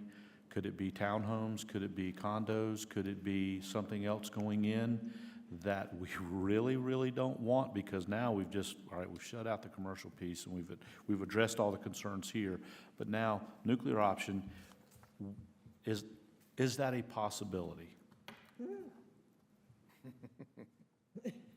Everything's a possibility. And no, because like, from our zoning standpoint, it's one thing. I mean, obviously, the property's on rural residential. If it gets denied, I mean, then, but rural residential allows for single family, which single family technically involves the term duplex. That's a state statute thing, not a village thing. The state statutes have changed. There was even a bill last year that was trying to get triplexes and quadplexes under the same definition as single family in the building code, which is kind of that step in that direction to then bring it in from a 160D standpoint on what we can and can't regulate to basically ensure, like, basically trying to take away municipalities' availability to regulate single family versus duplex versus triplex versus quadplex. It would all be the same thing. So then therefore, if that ever then comes down the line, yeah, it could happen. You know, you guys have seen over the last 5 to 10 years on how the state has pulled back what municipalities can and can't do. They've generalized certain definitions, and it's all because, I mean, you had other municipalities throughout the state that weren't playing nice, and that you had a developer or something that went, you know, had some money, went and lobbied and got some things changed, and it's slowly happening. I mean, once again, I feel like there's a bill or two at the state level that's issued every year that it's like, that could really impact us. I think it's important, I know we've referred to this as nuclear option a couple of times, but I just want to make sure that we're defining what that means. And what that means would be, if it's currently a property that's not in Marvin, it's just an unincorporated Union County, that they would step back and not want to work with us anymore and just develop under what might be more liberal county standards. Or if it is currently a property that is within Marvin, and we've seen this happen to other municipalities and throughout the state, where they come to loggerheads with Marvin, and those property owners have been successful in lobbying the state legislature to de-annex from that municipality, and then once again. So I know we've used that term nuclear option just for the benefit of folks. I just wanted to make sure that we If I could help them to take- understand what that means. Just to walk down memory lane, because I don't think many of you were on council, the last, any of, other, I was, because I had the fight with the state senator who called me on the phone, but that property that was de-annexed in Marvin, that's just north of Andy's, his argument was the town is not working with me. Now, not working with me, I think he had one meeting with us and basically proposed 400 units, age, very, elderly care for age, 400 units sitting right there north of it. And it was a high-level meeting, maybe a couple people were saying, yeah, we're not really interested, take it down the road. And that was not working with him. There was never a proposal, and it was de-annexed. So keep in mind what has happened in the past for a lot less time spent with dealing with a municipality. It never really happened here, so. It is significantly easier for a landowner to de-annex an open piece of property. They're gonna call their state senator, they're gonna give them a nice donation, whatever, it may happen. It is very easy for someone to do that. It is very difficult for someone to try to de-annex an entire neighborhood that is already existing. So I know I've heard rumblings of neighborhoods are like, fine, we'll just de-annex out of the village. Well, it's very difficult. It's easy to do a nice open piece of land, but you've got residents and homes, it's very difficult to do that. Well, Hunter, you and I have had this discussion. I know of one representative from Union County that's put a bill in that he wants to do away with minimum parking at all in anything because impervious surfaces, and he thinks that would help. So when the people talk about a lack of parking, then they're already saying what the states are wanting to do. They want to do away with it, period. I think, Kim, you kind of said it perfect earlier, is that what you're seeing from a zoning trend is 10, 15, 20 years ago. I mean, even Marvin Gardens is almost, kind of an example of this, is you would have these large shopping centers with massive parking lots, and they're not being utilized. It's a lot of impervious surface, and zoning has kind of changed. There's a lot of municipalities now, yes, larger urban, Wilmington, Raleigh, a lot of these kind of areas that have went away with minimum parking. I do know of a bill that's currently at the House that is taking, or basically proposing to regulate the type of material and stuff for parking lots, so, better for the environment on runoff and stuff, as well as take away minimum parking, because once again, it's a very hard thing, in my opinion, to kind of find what is that perfect amount. And when it comes in specifically to the Heritage District, it's intended to be walkable. I don't think an applicant's going to invest all this money and time into land and plans and stuff and not have enough parking that they think will meet their needs and their demands of their vision. And that's also where the phasing aspect of this comes in. If the parking lot's full and those buildings, 2 of the buildings haven't been built yet, I don't see how it's feasible as a property owner to build another building knowing that you can't potentially put tenants in there and not have places for them to park. So yeah, you see these things changing. There's a lot of factors that go into it, but yeah, there's some good and bad either way you look at it. And our goal is trying to find that perfect middle line and to try to get the best of both worlds and try to at least try to make as many people happy and understand,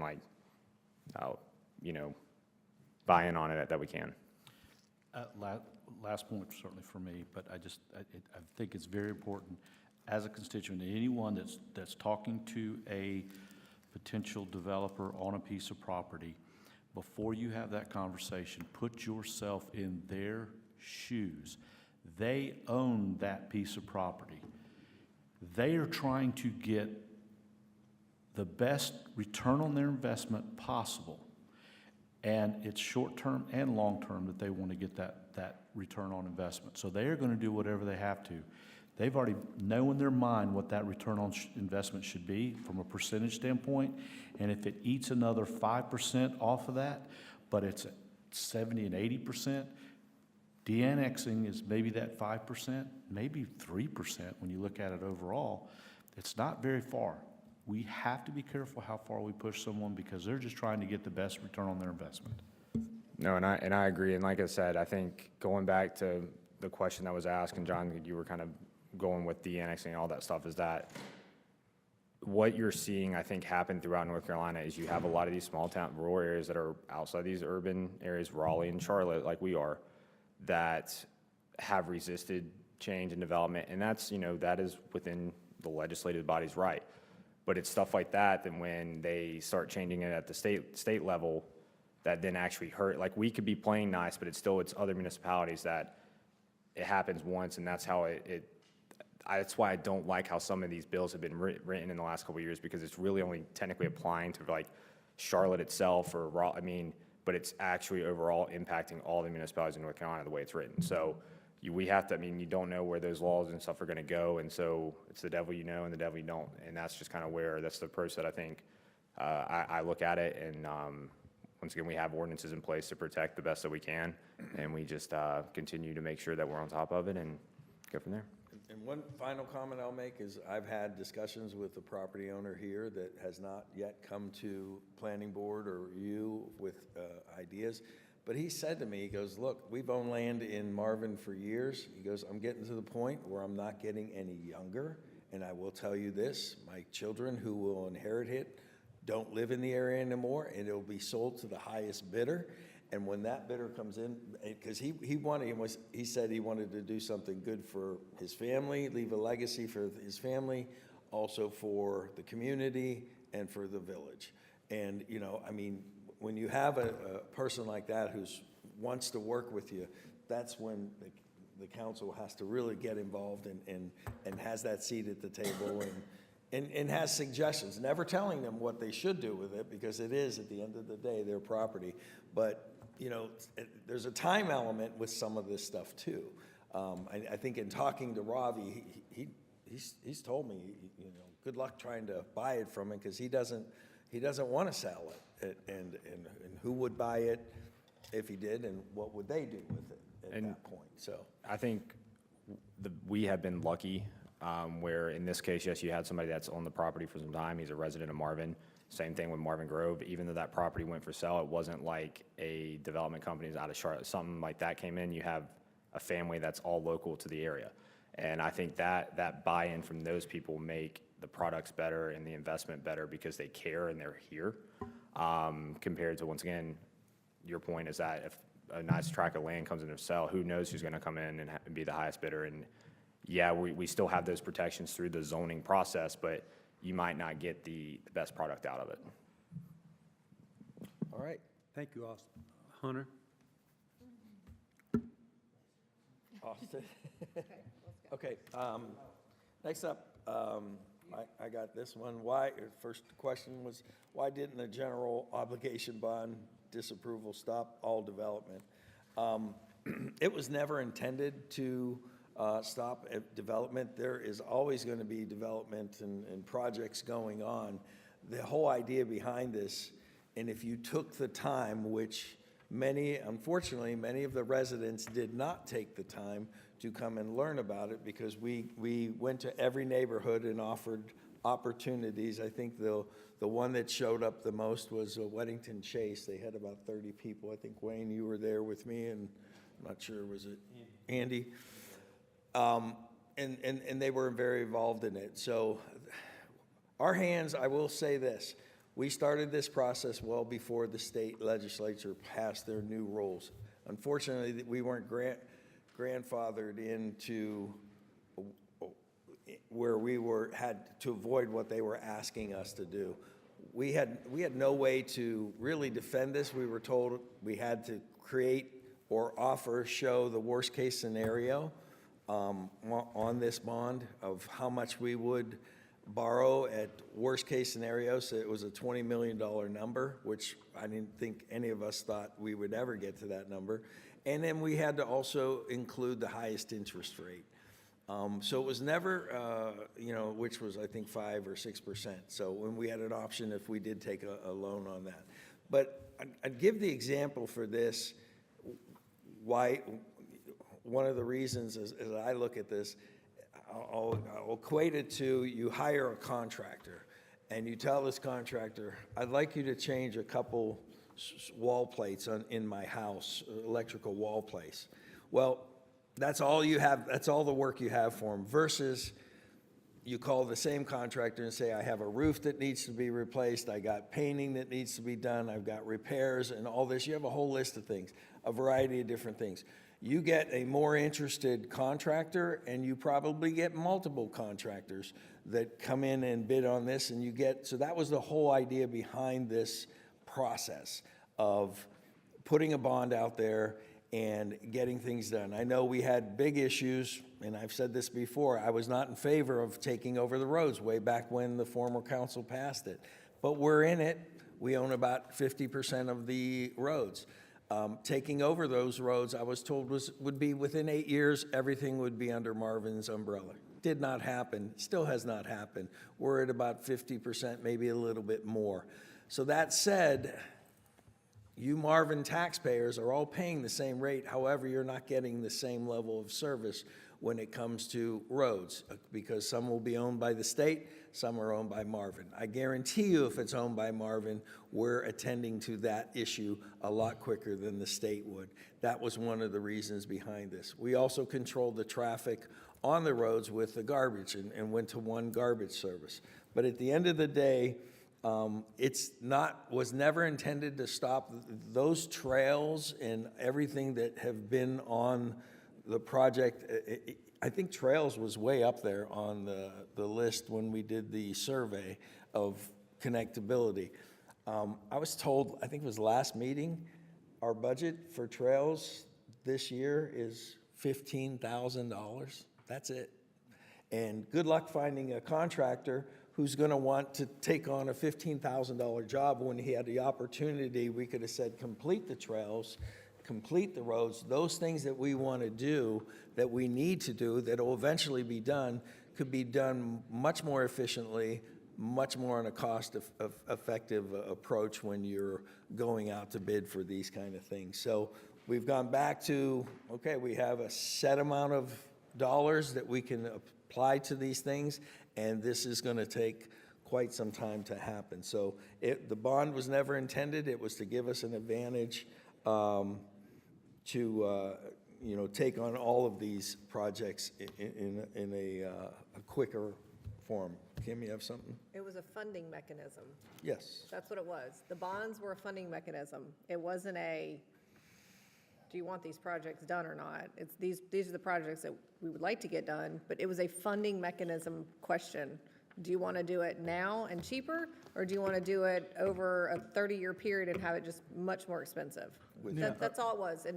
And the Heritage District was never tied to the bonds, period. So the people who thought that the Heritage District was going to go away when the bonds did not pass is just inaccurate, because we've already approved a development within the Heritage District that, again, had nothing to do with the bonds. Too. It's tied to a grant as well. Well, not the approval of the commercial, but the grant next door for the park.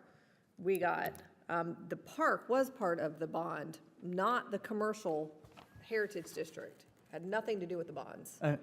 And I would also point out, there's a lot of folks that I keep here saying, just like we've said, if you want to control a piece of land, you buy it. That's the most control you could have. And I've heard residents say, well, why doesn't the village just buy that piece of land and turn it into a park or something like that? Well, that was one of the things specifically earmarked within the Go Bond, which was a dedicated portion of funds so that we could do something like that. So, again, it's always a balance of things, and what you have to understand is that the things that you're asking for are many of the things that were in there, and our ability to do that is much tougher now within the current budget constraints. If we had the perfect situation to buy a piece of property that potentially could have been developed, but that we could, use as, we've talked about athletic fields or something like that, that wouldn't add more kids to the schools or, different things like that, or even just to dedicate it to nature. That's one of the things that was potentially in the funding that would have come out of the GO bond. And we don't need to relitigate that over and over again. I'm anticipating, because of the size of a municipality that we are, that in the future, we may look to float some other bond for some particular reasons. So, the fact that we're looking for things as funding mechanisms, we as a council are obligated to be able to make decisions on behalf of the entire village of Marvin. What we were looking for was, like you said, a funding mechanism to be able to do that. We can do all of those projects the same way, just by raising taxes. So when you're voting for us, you're putting that faith into us one way or the other. If that GO bond had passed, there were things in it that I didn't necessarily think we would need to do, but just like on a council, and whether I vote to add something to the taxes or not, I would look at those individual projects piece by piece, like I think all of us would, and say, is this a priority right now? Is this the best way to spend the money? So John, one step further than that, it would have also allowed us, you have to remember that over the past, 4 or 5 years, we've reached out and we've been able to acquire, $4 million, somewhere in that range of county, state, and federal funding. But when you start looking at, especially from like a CRTPO standpoint, when they look at municipalities and say, okay, how aggressive are you? How able are you to do some of this? Because we would love to put matching funding. So if that GO bond would have passed, it would have put us in a position to go out there, aggressively find state and federal funds from a matching standpoint. Think of this. At any point in time, we could have taken I'm just using round numbers, $2 million that we had in our pocket, take it from, and maybe get a matching grant. Let's do 2 or 3 of those over the next 5 to 7 years. That GO bond, that's an additional, $6-8 million of assets that we could have added to the Village of Marvin, enhancements that we could have done to the Village of Marvin for half the money. It's almost like a 50% coupon. But it allows us to do it. Now they look at us and going, yeah, we're not going to partner with you. You don't have the ability to do it.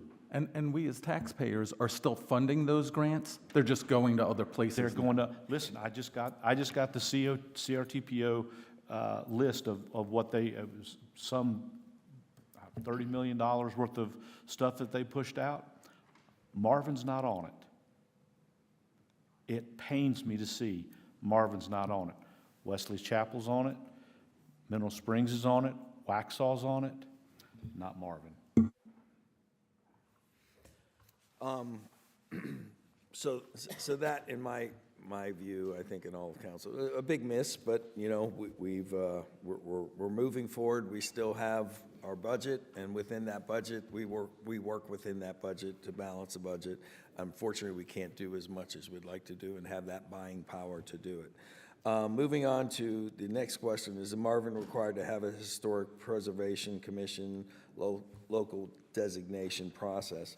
The quick answer is no. It enables a government authority but does not mandate participation. There was an individual here that was in the planning board asking that we were required to go through some sort of historic, something that we missed, and I don't know the whole question, but it brought this up as far as, and we're addressing it.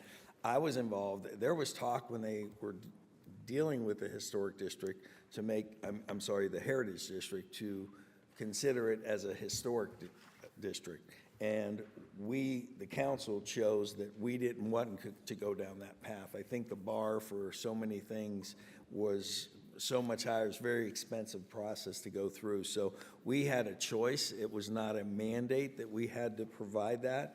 The other question was, are there any properties listed in the National Registry of Historic Places located within Marvin, North Carolina? Quick answer to that is no. There's a difference between local designation as designated by a local historic preservation commission and the National Register of Historic Places. So we did authorize a historic designation of the Kerr family farm on 6/10/2024. It is not,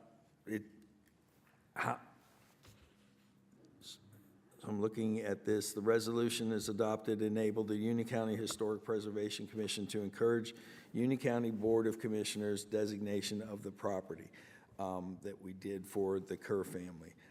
The resolution was specifically for this parcel located along Joe Carr Road, nowhere near or in the proximity to the Marvin Heritage District. And again, that question was asked, and that's why we don't have dialogue, because someone can claim just about everything in public comments.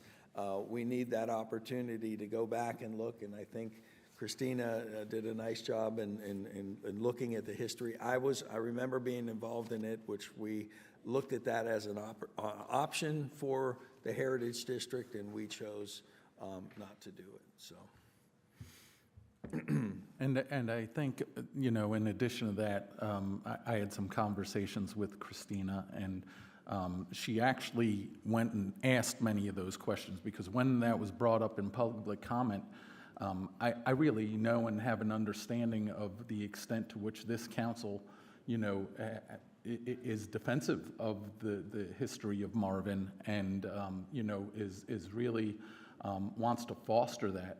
And not just this council, but you look back at, you know, Marvin Grove, and that, part of that is now the Crane store. And when we talk about, you know, if you want to save something or you want to keep it the way it is, you have to buy it. And Lanny Openshaw, many years ago, actually wanted to, you know, he saw that Crane store as a part of, you know, Marvin's history to a degree. So what did he do? He went out and he bought it, you know? And his concern was somebody would just come in, buy that property, and wipe it down, you know? But that's now been kind of incorporated into the Marvin Grove project. And again, you know, it makes a difference, you know, for us to respect all these things. But Christina, and I know a number of these things are covered in that Q&A more completely, but she had direct dialogue with the different folks at the state and county level to make sure that, you know, these questions were answered for us and that we are in compliance. A couple of other things that were part of that. If the Marvin Heritage District is eligible for designation, does that mean it automatically is registered, or is further action required? Well, yes, there is further action required. It's not just a matter of it being eligible, but that further action is on the property owner to do something, not the Village of Marvin, you know? So, you know, that's one clarification, and I think you'll be able to see that in some of the Q&A. But also, Section 106 of the National Preservation Act was also brought up, and when that applies. Well, that really applies only if a project will involve federal permitting, funding, and/or other federal agencies.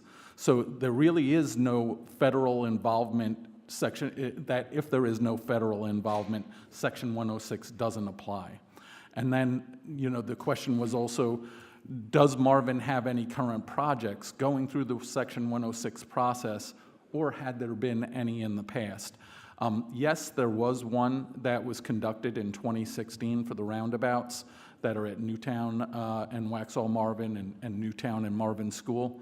But the engineering firm for the Marvin Loop project, they're also going through that process, you know. So when it has been required, we absolutely do follow all the rules. But it's important for, you know, people that are commenting on this to really understand what those rules are, how they apply. And I'm very glad that, you know, even based on these public comments, that staff and council are really taking the initiative to make sure that we're, in this forum right now, responding to those public comments. Because I know there's a lot of frustration that residents have when they make public comments, but it's not a back and forth. At least in this way, we're trying to address that, and continue, what I really feel as a council we have been, fostering a lot of transparency and openness. Thank you. And that, I know you have a hard stop, right? So I'm going to need a motion to excuse Jamie from the meeting. So moved. All's in favor? Aye. Motion passes. Thanks, Jamie. Safe travels.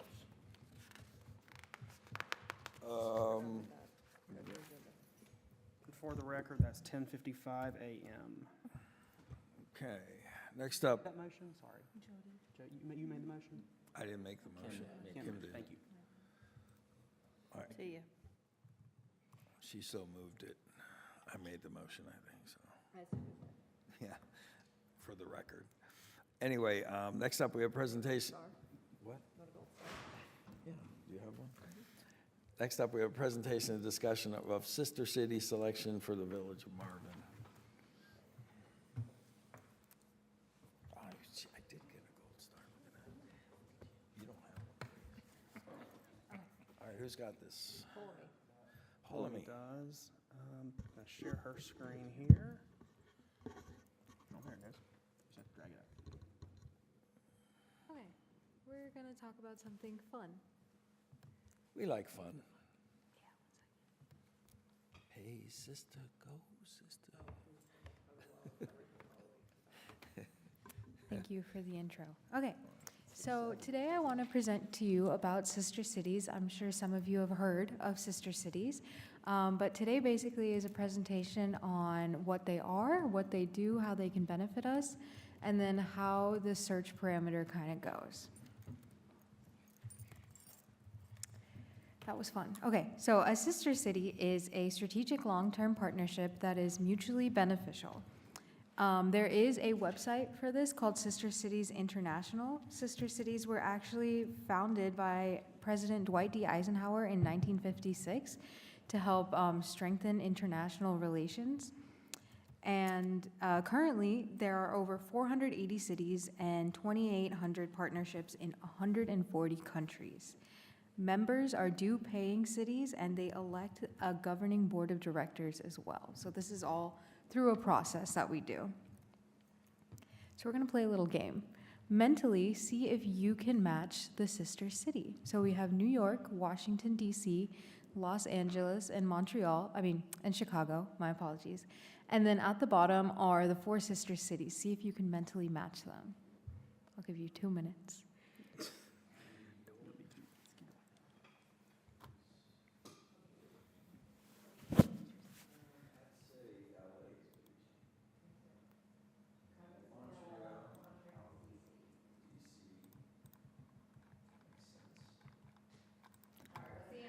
Let's find out.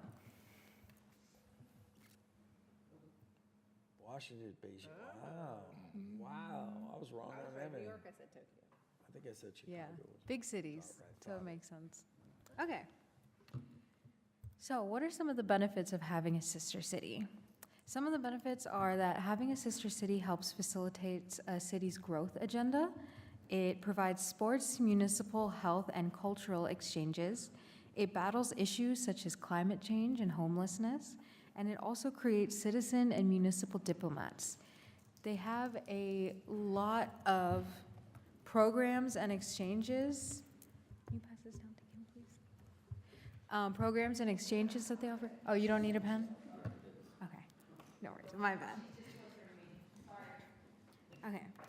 So there is a process to see how sister city relationships are formed. So you don't just get to pick one city and claim them as their own. They are created through a formal process through the website. And then here are some of the steps that we take to become a sister city. So first is research. We have to find a good fit for us.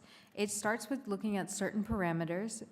There is a city self-assessment document on the website that we can use, but some of the parameters that people will use are population size, geography, and then going into industries, their academic and cultural institutions, if they have pre-existing relationships, and then some corporate, historical, or ancestral communications. So places that we see fit. And then we communicate. So we develop a line to the prospective sister city, and we can even do a letter of introduction from our mayor to their mayor or their highest governing power. We have to be aware to follow international protocols when we do this, and we could even consider visiting if it's close enough to start opening a dialogue between key stakeholders and possibly implement a program to test the waters, such as pen pal exchanges, virtual conversations, or even community art exhibits. The next step is a partnership agreement. So the partnership terms are developed by both us and the sister city that we decide on. Here we create the language and specific areas of cooperation, and this is where we kind of do an evaluation period. So we test out to see how we like the partnership. Yeah, pretty much. Like we're like talking. And then comes the signing ceremony. So this is where we get married, the signing ceremony. Customarily, it's a signing ceremony that occurs in both cities, so we'll have an event on a certain day. Everyone will get to dress up. It'll be really fun. And then often there is an exchange of gifts between the cities too. We'll virtually contact them, and then we'll define kind of what the signing ceremony looks to us. And then we both sign. And there are models available for this on the website. And then lastly, we get to make the most of the partnership. The planning of the programs, exchanges, visiting delegations, and collaborative projects engages the citizens in both communities and bring life to partnerships. If you want to look at more of what benefits we can have, I would definitely check out the Sister Cities International website. They talk a lot about their programs and exchanges, and a lot of them are with kids too. They kind of have like a Young United Nations program that I know Marvin High School has a United Nations program as well, so it might be fun to connect the two internationally. Any questions? Cost. The cost. So, Everything's price. yes. So I did attach on the agenda a fact sheet on the beginning. I think we talked about, let me look at the costs. I can open it too if you need to. Yeah, could you pull it up for me?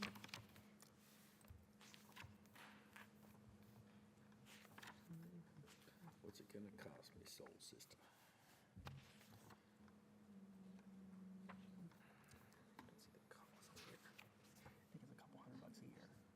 It is a yearly annual cost, and it's a couple $100 a year. It's nothing too dramatic. Yes. And that is after we choose a sister city. And who gets this money and what do they do with it? Sister Cities International, the website that we use, so it is their program that they do it through, and they use that money for funding for their programs and exchanges through. Yes, Wayne? Isn't the mayor usually one of the first people to go over with this? Yeah, that's a frightening thought. That I'd be your representative for that, so. Joe I going think this is a international. great time to nominate Jamie, who just, he's very well-spoken. He gets free flights. Yeah, we'll assign him a new Ptolemy. role. One along of with the things you CRTPO. mentioned is, Model UNs kind of being involved and stuff like that, that I know, Marvin Schools does have some really pretty robust programs already. With their, programs, to, promote international things. Are there specific areas even beyond just Model UN that, because, I could see this something being more of benefit, especially tied in with the schools and some of the programs that they have? Yeah, definitely. So they have what they call, they don't have the dates yet for 2025, but they have something called the Youth Leadership Summit, and that essentially is what mirrors the United Nations that we have here.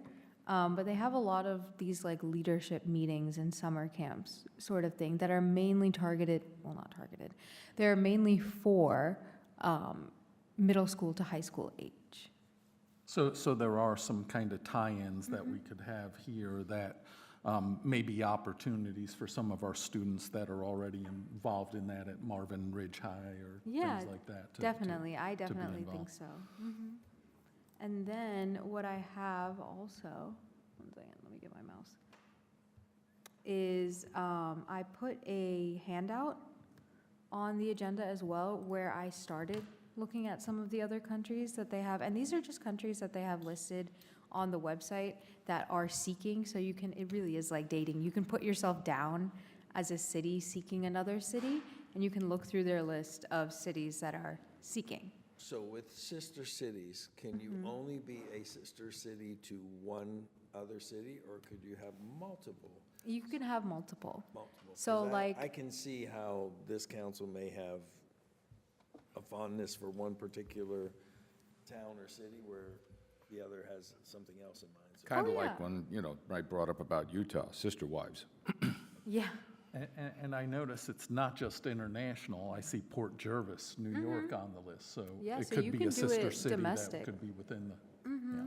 So what I did is in that handout, is I started narrowing it down. I first looked at all the sister cities that were seeking, and I found ones that matched our population size because I thought that would be the most beneficial.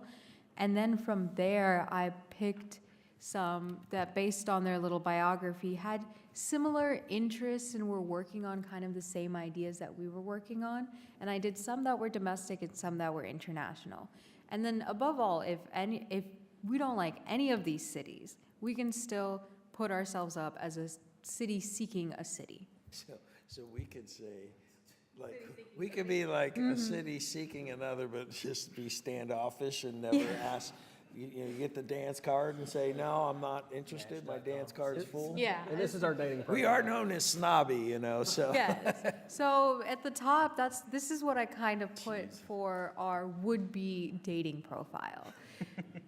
So some of the questions are like, what do we need improvements on? Is it community? Is it walkability? What do we have to offer? Is it our vast farmlands, our residential housing, our great school system, churches, parks, and greenways? And then what is our main industry? Is it agriculture? Is it equine facilities? Is it single-family homes, churches? And then finally, what we want to create within this partnership. So things that we want to do, such as sharing our appreciation for culture, natural preservation, community engagement. And then so in the first one, we have Port Jervis, New York. So this one I picked because they are in the process of growing their business and recreational activities while creating museums and organizations to highlight the city's history and industries.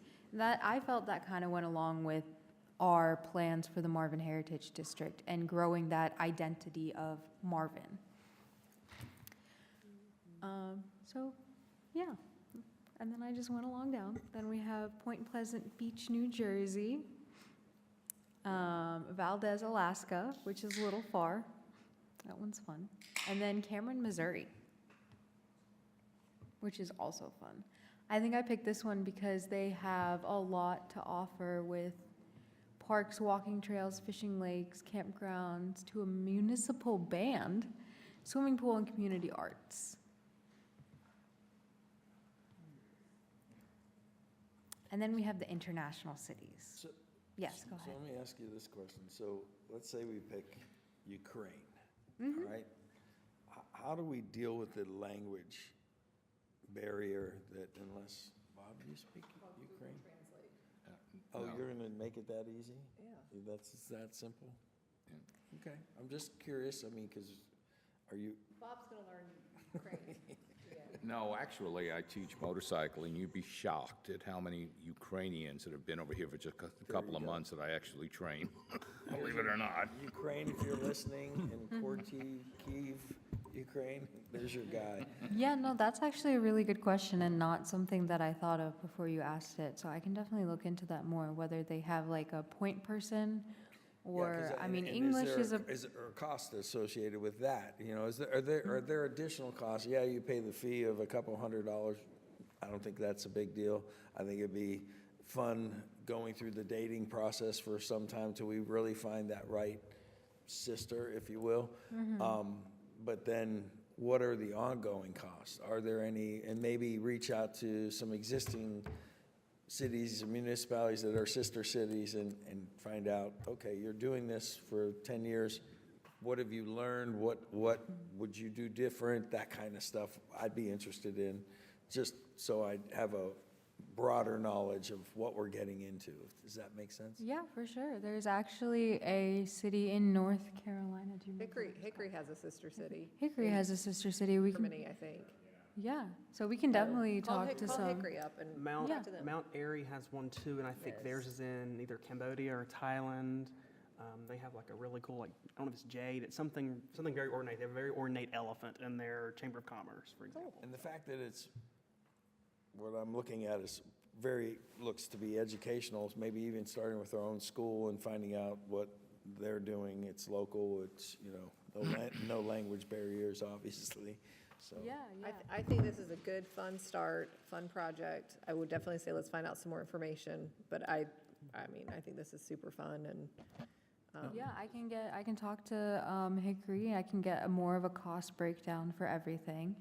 And then, is there anything else you guys would like? Well, I'm just, one thing that, this is a great idea and all that, but what is the success rate of this? Like, what if the two cities get into this partnership and then don't get along or whatever, or? What if or they do wanna these break things up? Ever, Is there, you no, get no, but I mean, like, break up? yeah, I mean, well, seriously, if it's not mutually beneficial, is there, Right. is there an out? Is there a your out way maybe Yeah. maybe finding a different city to partner with, if it just isn't working, is there, what are those options available? Is there, because, I mean, not everybody gets along with everything. I mean, that's just, there are certainly trials and errors in everything, so it's just something Yeah. that I would want to know is if there is an option to change if things aren't working out well or whatever. I know before the signing ceremony, there is a period of time where it's kind of like an evaluation period. So you first set the parameters up and agree on those terms, and then it's kind of like to see if it benefits you. And I think it can be as long as you want it to be before you officially sign. But I think, if you do sign, there probably is a way to, I don't think you're tied to it. But I'll look into it for you, definitely. The Chicago mayor that flew over to some country and stuff on the taxpayer dollar or something like that? That was New York, I think. I think it was Eric Chicago or I something. think it was Erica. Yeah, we wouldn't be interested in doing that, just for the record, so. No, on our own dime. Yeah, that'd be fun. Want to do a field trip? The only question I have is with all that we've going on and with the staff we've got, do we need another thing? Yeah, that's And does this definitely a need good to be another question. thing that we manage? Yeah, for sure. I think we need to having, find out how much work it is gonna Yeah. be. Like, again, I think you've done a really good job of laying the basis, but let's get some more information, find out how much time goes into it, like, what do we need, is there something that we have to do on a monthly basis, an annual basis? Like, what's, kind of what's the commitment level look like? Is it just slap up a sign on the street that says, we're a sister city of, blah, blah, blah, yeah, and then, that's it? Or, It'd be interesting to talk to, for example, the Hickory on Mount yeah, I think Airy I'll and- definitely get with them. It is gonna be what you put into it, so if you want benefits from it, which is the primary reason why you would do it, you would have to commit some time to yeah, it. 'cause but I if you also just think put a that, like, sign if up, the school's doing something, we can also piggyback off of what they're doing and be an additional resource. Yeah, And not just the schools, I mean, just like we have volunteers for other things, it's certainly a volunteer opportunity so that there's not, much of a burden on staff. They might just be coordinating things, but we have volunteers that really drive it. Yeah, starting a cultural committee. But yeah, thank you, go ahead. Some of the schools, I know they go, my granddaughter's going to Ireland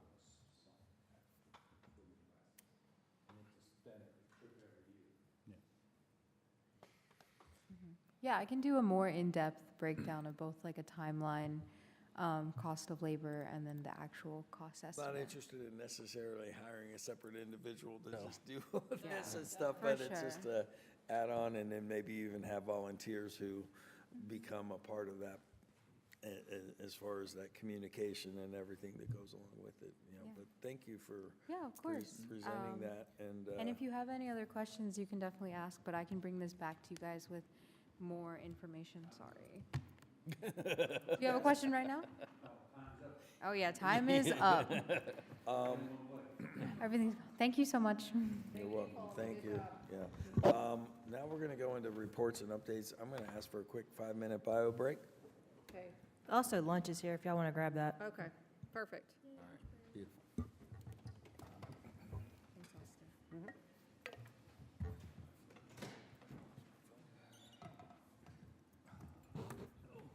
Take a 5-minute break.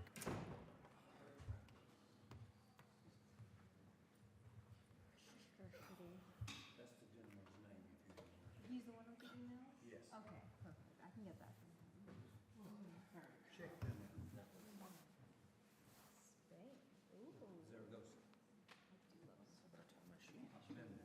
You've been there? Yes. Wow, that is so cool.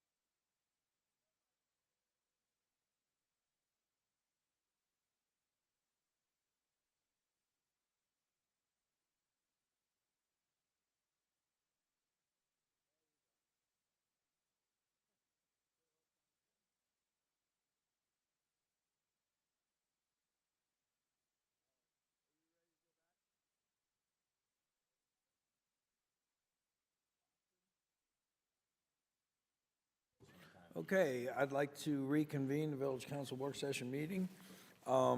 Next up, we have reports and updates. Managers report. Excuse us, we're all taking a working lunch. If you hear chewing in the Let's see, I background. got a couple of things. Number one, I sent you an email last night in reference to, you had some conversations about taking over Stacy Howie. And so on top of that, I just went ahead and asked about Newtown, because you had some conversations about that at your retreat. So you got an email today that essentially says they would be willing to allow us to take over Newtown from roughly the roundabout, Waxhaw Marvin, down to the second roundabout. I'm sorry, down to past the South Carolina line. So I'm looking into some more detail as to if they would include potentially this roundabout. So I'll have some conversation with them about maybe expanding it down in front of Village Hall, but just so you're aware, that's in your email box. There is some interest. We can have some further conversations.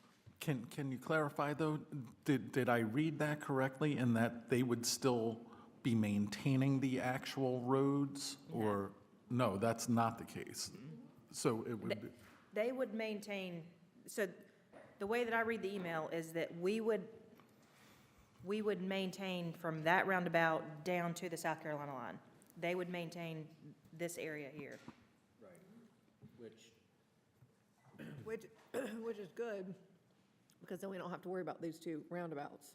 And we don't have to worry about getting PDS or the gates to sign off, because it's gonna be in unincorporated Union County. So it would go from the South Carolina line through the first roundabout to the roundabout at Waxhaw Marvin, and it would stop at kind of like the spur.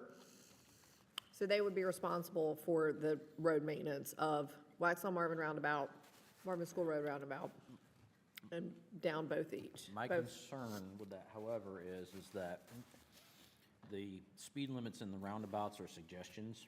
They are governed by the speed of the road entering, which is what Union County has told us as far as speed enforcement goes. So if we do not have control of the roundabouts themselves, we cannot control the speed through the roundabouts, which impacts the Heritage District as a whole, because I don't know if I've been out here during rush hour, it's a drag strip between the two roundabouts, and it's not. Between Waxhaw Marvin roundabout and Marvin School Oh, Road yeah. These roundabout? people drive This- like- This little teeny Yeah, section?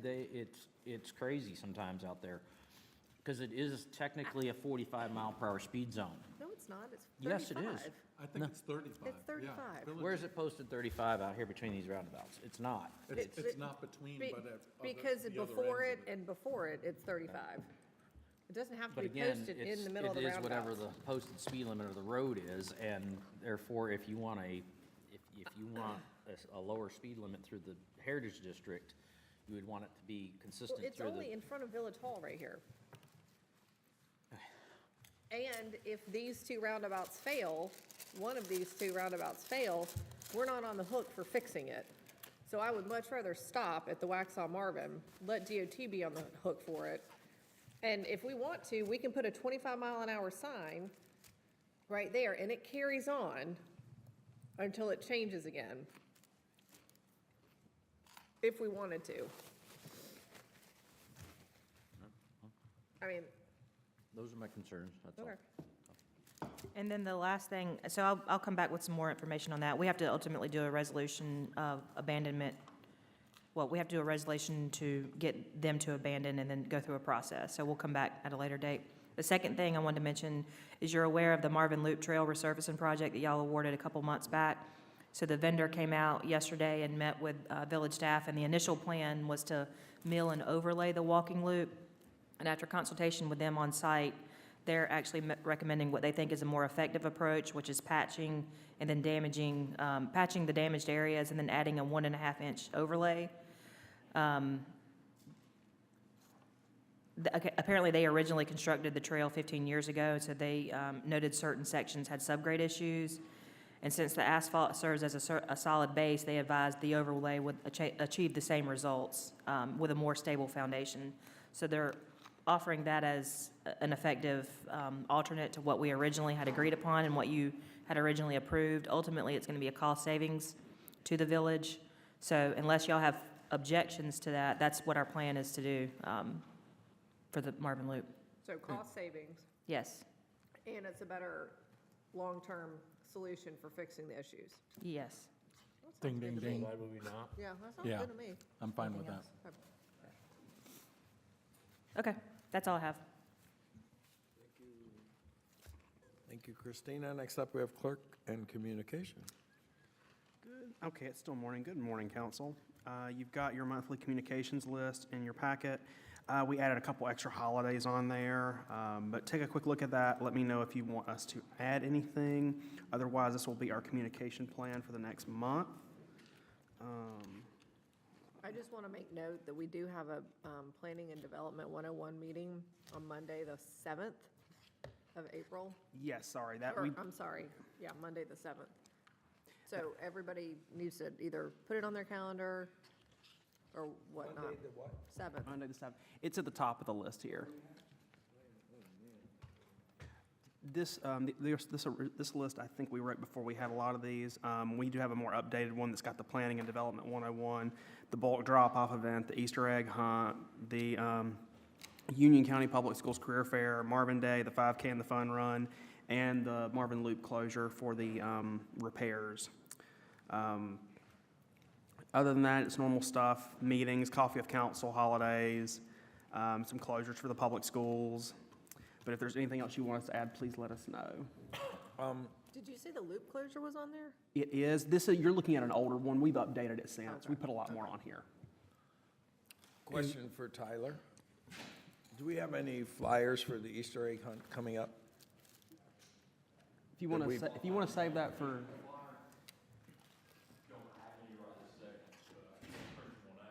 Well, the reason I'm asking is, and it's just popped in my head, I don't know why, but in Marvin or the very close area, we have a couple daycares, I think. One is over by Coles. The other one is, I think, one of our, Oh, I don't think we're going to have trouble getting attendance. you don't think so? No. Okay. Judging by the last few, I don't so, think it's so gonna be a problem. back to the list. Is there anything you guys want to see added? All right, well, I was just looking on the list. He'll do his report Okay, here sorry. shortly, so. The, Getting ahead of myself. I see you note the bulk drop-off event here, but do you have individual posts on our social media so that, like, people can share that within their neighborhoods We and did stuff? start social media posts on that this past week. Okay, I just Yeah. hadn't seen it yet, okay. I think we did the first one a couple days ago. We had a pretty short turnaround time on that, but you'll see that on social media probably another 3 times or so before the actual event, and there'll be email reminders for that too.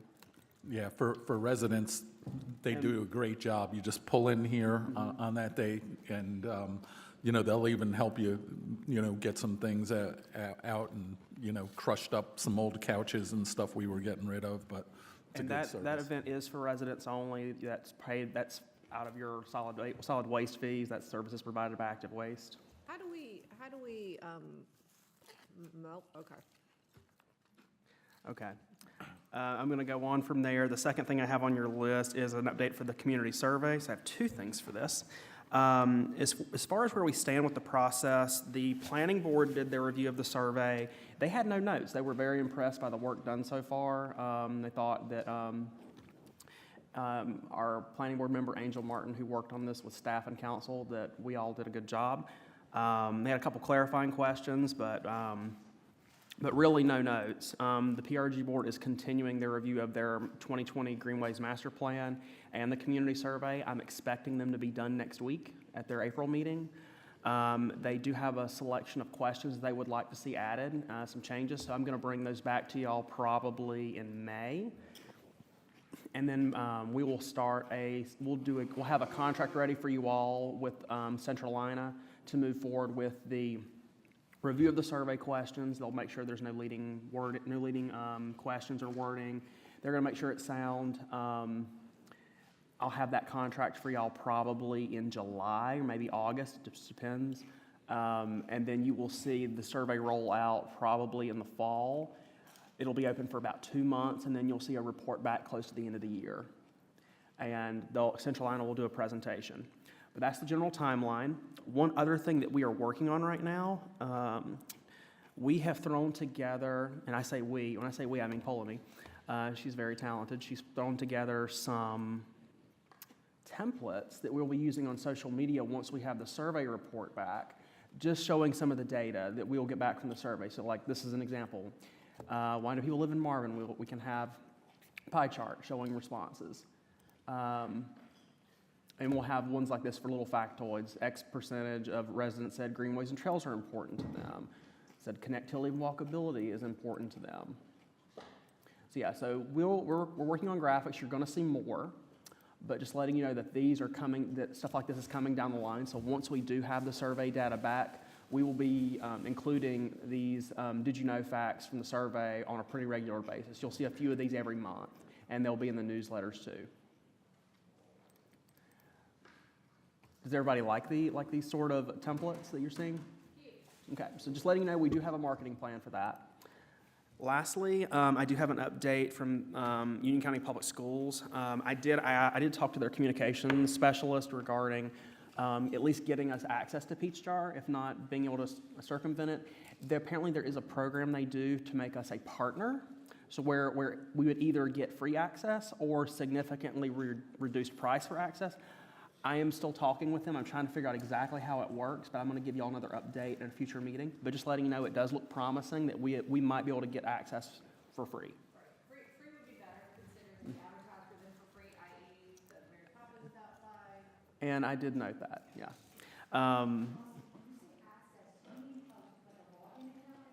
I don't know. I don't know. We have to be designated as an official partner. Yeah, I'm not sure the mechanics yet. I just know that there is a process that does exist for that, and I'm still waiting to get more information from her. So I'll continue those conversations, and I'll try to have y'all an update probably in May. And that's all I got for my report.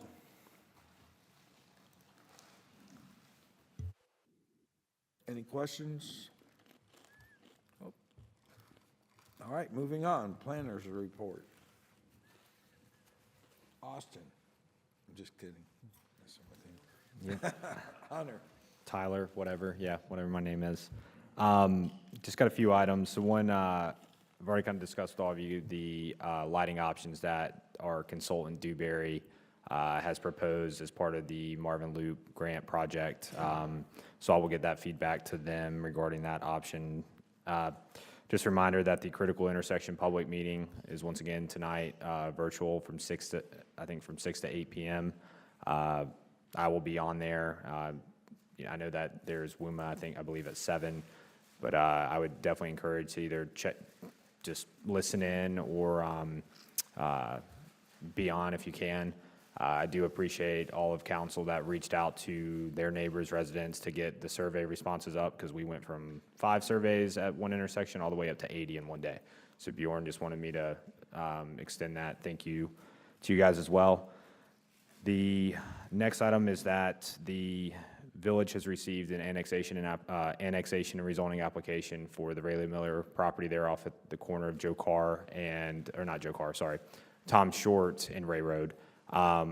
That they have scheduled their community meeting, neighborhood meeting for Monday through March 31st. Those notices went out like a week and a half ago.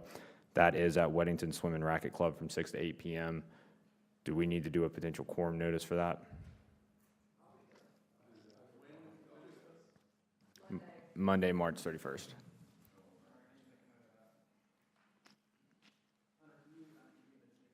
Mm-hmm. 315 Weddington Matthews Road. Is that? I'll double check the address. It's Weddington Swim and Racket Club is the largest place that they could find that, just because I think the neighborhood meeting requirement basically they sent out over 500 mailed notices on top of coordinated with, notified the HOAs of Somerset, Hunter Oaks, Amber Meadows, Tullamore, and Canterville Creek, as well as the towns at Audrey. So even though that some of those residents that maybe live in those subdivisions didn't get notified, their HOAs were notified.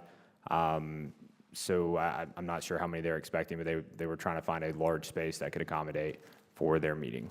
And that is the developer putting that on, that is the developer's meeting, the developer picked the location. This is all falling on the developer. This has the Village of Marvin, this is not a Village of Marvin meeting. Just for those listening, because I've heard people complaining that, well, why are they having it at this place? Well, they needed a big enough space to hold that many people, so. And it's the developer's meeting, they can hold it in downtown Charlotte if they wanted to. That is correct.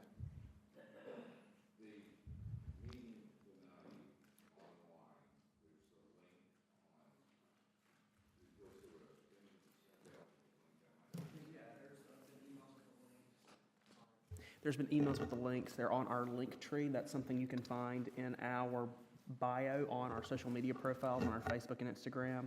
A link tree is like a collection of important links. You can click into there and you'll have a direct link into the into that virtual meeting tonight, as well as more information about the Critical Intersection Program. There was an individual that called me yesterday and asked for a use list. Did she ever get in touch with you?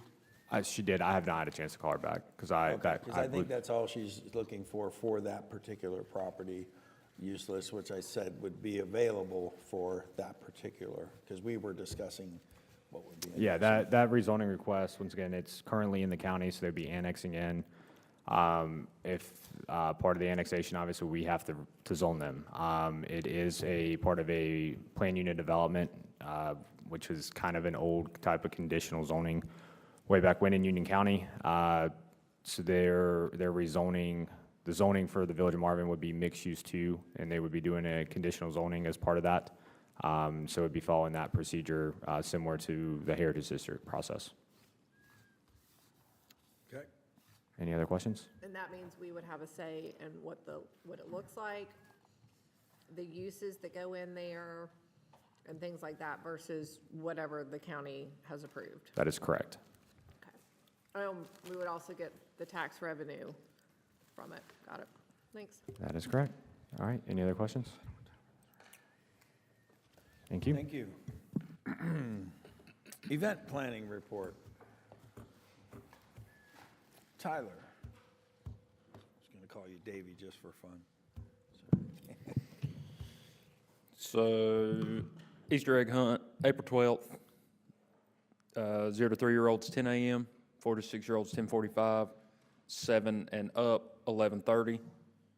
We'll have our friends from the Fun Bus there. We'll have a petting zoo on the site. Easter Bunny's going to be hopping around out here. Marv the Owl's going to be bopping around too. So yeah, come out that morning. Be some good family fun. Following that, April 26th, Marvin Day. Starts at 4, runs till 9 p.m. Kids Fun Zone, food trucks, great live music, local performances, magic, balloons, hair tinsel, face painting, crafts, cool exhibits to see. Tons of good stuff. Come out to the park. After that, May 31st, we'll do the 5K. It'll start over there at the elementary school. Run our usual route. You'll be seeing that registration link to register come up soon on our social medias and stuff like that. You do have to pre-register for that. You got to sign up through the link to be able to participate.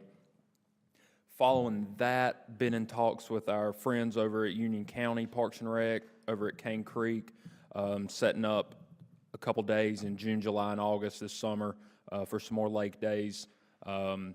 So be looking out for those sign-ups. We will have a limited number we can take.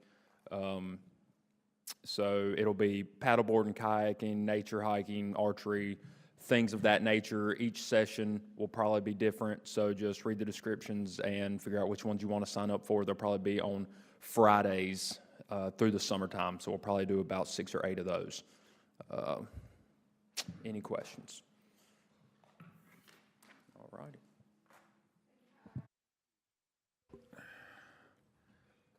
Thank you, Tyler. Next up, we have Coffee with Council. So Wayne and I just hosted Coffee with Council earlier this week on Tuesday evening. We did have about there were kind of two different groups of folks there. There were about 5 or 6 people that were there from the preserve. We had extended dialogue. We went almost probably 2 hours, so we did go into overtime. But the folks from the preserve that were there are many of the folks that we've seen at some of the meetings making public comments, so it was good to see them come into a forum too where there can be a little bit more back and forth dialogue. They expressed some of the primary concerns, of course, were just the impact that the potential Marvin Oaks project would have on their neighborhood there. A couple of the folks are folks that live directly adjacent to that property. Some of the different concerns that they had were stormwater. We've discussed quite a bit about that today in terms of where the responsibilities for stormwater lie. Whether it's something that the village is responsible for, whether it's the HOA that's responsible, or some of those burdens fall on individual homeowners if there are issues that are arising from their properties. But in addition to that, the parking and security concerns were also raised. So we did have some conversations about the process by which, through the neighborhood meetings and things like that, that there should be necessarily continued dialogue between those residents and the developer, because one of the things that I try to impress on people is, whether you're for a project or not, don't necessarily just stand on the fact that you think it can stop, but also, play a part in at least that process, that if it does go forward, at least you've had the ability to impact it with perhaps ideas that you have for improving it, things of that nature.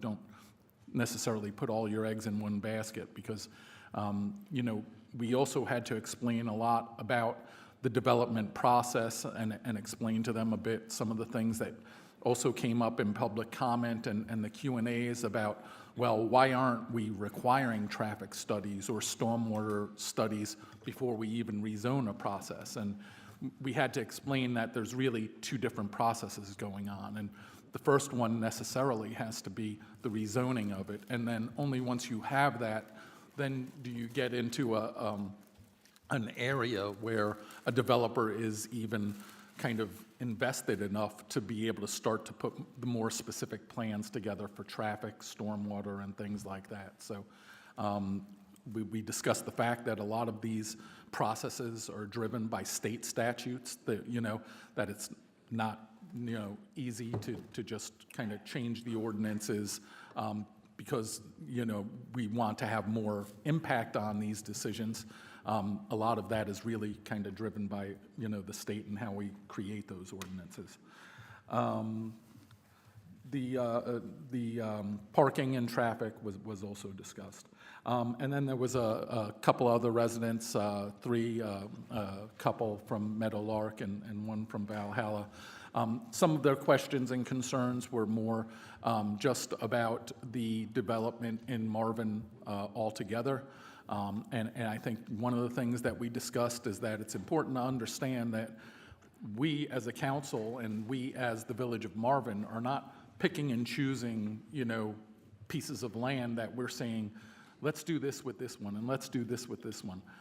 These are all, issues, opportunities, things that are arising from the fact that individual landowners are exercising their rights by statute to come to us and ask for either rezoning or ask for development of a particular property.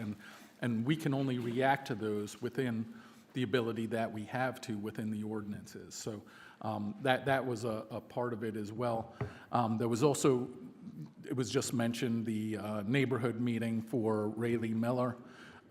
So some of that information, because it had been published that there was going to be this meeting, in terms of, why would we even want to do that? Are we helping them? Are we trying to get commercial development there? And once again, we had to explain, no, this is really just an individual landowner that has really kind of sat on that property for quite a long time. If folks remember, there was there was a point in time where many Marvin residents and Union County residents that are affected by it nearby kind of rose up to fight against a Walmart big box that was something that was specifically told to residents of Somerset, Hunter Oaks, and things like that, that they didn't want to go there. So Union County did put the squash on that, but what people really need to understand is that that property already has commercial zoning within the county. So there are things that they can do by right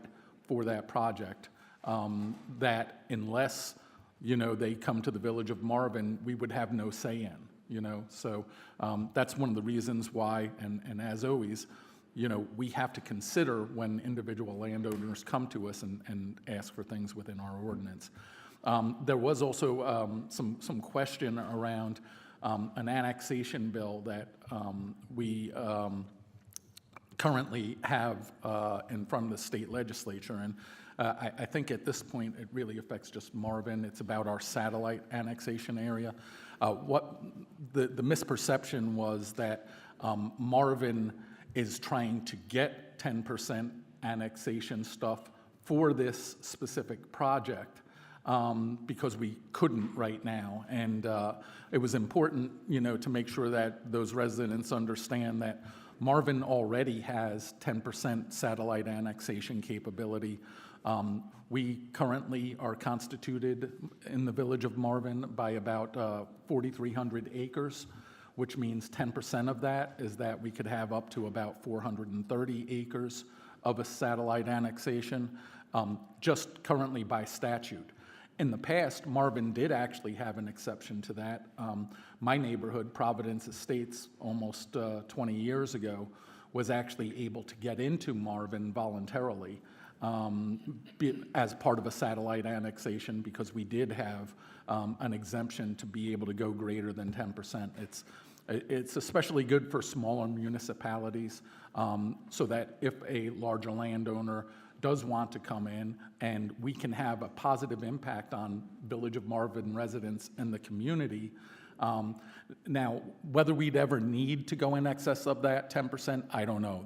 The bill was being, because I questioned staff when it initially came up. I said, with the confines that we have of what could be Marvin, I don't know that we'd necessarily need that. I'm kind of on the fence as to whether or not we do need it or not. But I just want to make sure that residents understand that that particular bill has nothing to do with this Rayleigh Miller proposal. That can all be done currently within our constraints of 10%. That's really it, I think, for Coffee with Council. Wayne, anything more you'd like to add, sir?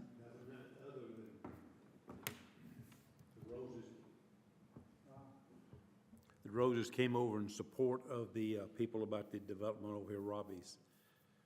And they just wanted to see what was going on. Yep. Okay. So you did overtime, and you're asking for compensation for that? No, Coffee with Council is always a freebie. Time off, yeah. All right. All right, next up, thank you, guys. Next up, we have consent agenda. We amended that, correct? Yes. Need a motion to, No, yes, we did. I need a motion to approve the consent agenda as amended. So moved. All's in favor? Aye. Aye. Opposed? Motion passes. Next up, unfinished business. Consider entering cost-sharing agreement with Publix to update the logo on the Publix monument sign. So really fast, we brought you guys this before. We finally got an agreement written. Chaplain wrote an agreement. We shopped it by Publix's legal team. Publix asked that they actually do the work and we reimburse them instead of the other way around with a cap at $3,000. The actual price of the sign will be somewhere more like $2,300, $2,400, but that's just a little bit wiggle room just in case we need it. If this is something you all still want to do, we'd get that executed and it will be done before June 1st. June 30th, yeah. Well, I was the one that asked for this to be discussed. My feeling is that as we're going especially into the budget season, and I know we're dealing with our existing budget now, I just think the logo that's there looks fine. It's vintage. It actually, my personal feeling is it kind of gives homage to, as we started, what's happening as we're bringing in retail into the area, that was the first project. The logo, a lot of people like it. They like the fact that the church is there. Yes, we updated it. You know, I've got a sign on my street that's the older one, and I kind of like it. I know we changed the logo, but I just feel like as we go along, and it's on the opposite side of the street, it's on the opposite side of Providence, it's not like it's an entryway to Marvin. I don't think there is the need to spend the money to update the sign. It's really that simple. I think that money could be used elsewhere. You know, God bless, I know that Jamie brings it up, that the entrance coming across the bridge from Mecklenburg County on Marvin Road, just spend it on that, you know, replace that sign with something nice. But that's where I think the money could go. It's all just due to that. Any other comments? Just, I would say, you know, I think, you know, everything here is always a balance. And I think part of, Bob, you know, I haven't spoken to you about this yet, but, you know, I think part of what you're saying is just really coming more from, as much as anything, a fiscal responsibility type thing. What you never want to say, you know, $2,300 or $2,500 isn't a lot of money, because when you do a lot of things with that, it does add up over time. I could go either way on this. I almost look at it as, you know, rather than it being the issue itself, it's more making a point one way or the other. I do a lot of work in my professional with companies that change their logos or their branding all the time. And it's always a consideration that they have to make when they even think to change a brand, of what the costs will be going down the path. Like I said, I could really go either way on this. You know, I think it might be the point that you're making more than anything, that, you know, we're trying to be good stewards of the money. And I could see that, you know, if it ain't broke, don't fix it, per se. And, you know, would it make sense to invest that in another Village of Marvin sign somewhere else? Yeah, certainly. I really don't think it's that big of an issue, but that's my thoughts on it, one way or the other. Anyone else?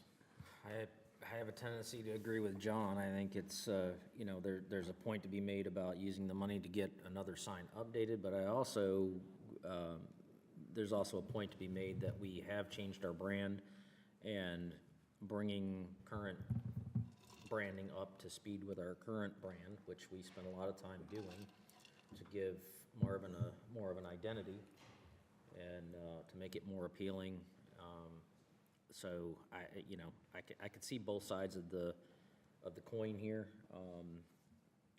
Yeah, you know, because I have to agree with Jamie. I hate the way that looks. That nasty green sign that's when you come across the bridge, it just is not very inviting. But I don't think that for what the expenditure is here, that we could get a monument built to replace that sign. So All right. Regarding the sign that keeps being mentioned on Marvin Road, and I think Davey can speak on this, there's an issue right now with space. Isn't that correct, Davey?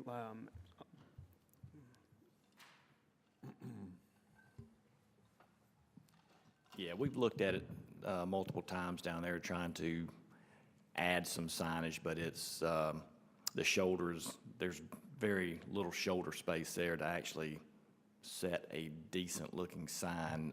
The one that's there currently, only one leg is there. The other one's broke off. So I need to get with Hunter. May have a potential opportunity to move the sign up the road a little bit, but we would have to work with the property owner there that would allow more space to put Which new we type have of already signage. bought signs for We have the signs for them, and we have them in storage, ready to put up. Some of the locations around Marvin that we have looked to install those near the state line, again, we're running into shoulder issues, just not enough right-of-way there to put a sign of this magnitude. But we'll continue to try to work together to get some out. Does it have to be right on the border? It- Can it be moved in towards, we're talking the one on Marvin Road, right? Yes, sir, and that's, So, I mean, move closer to where the Firethorn or the, well, I'm just saying, moving towards that direction. yes, sir, I think that's what we'll look at, some potential opportunities for that, so that at least you do have an entry into Marvin. It may not be right at the incorporated line, but it could be in close proximity.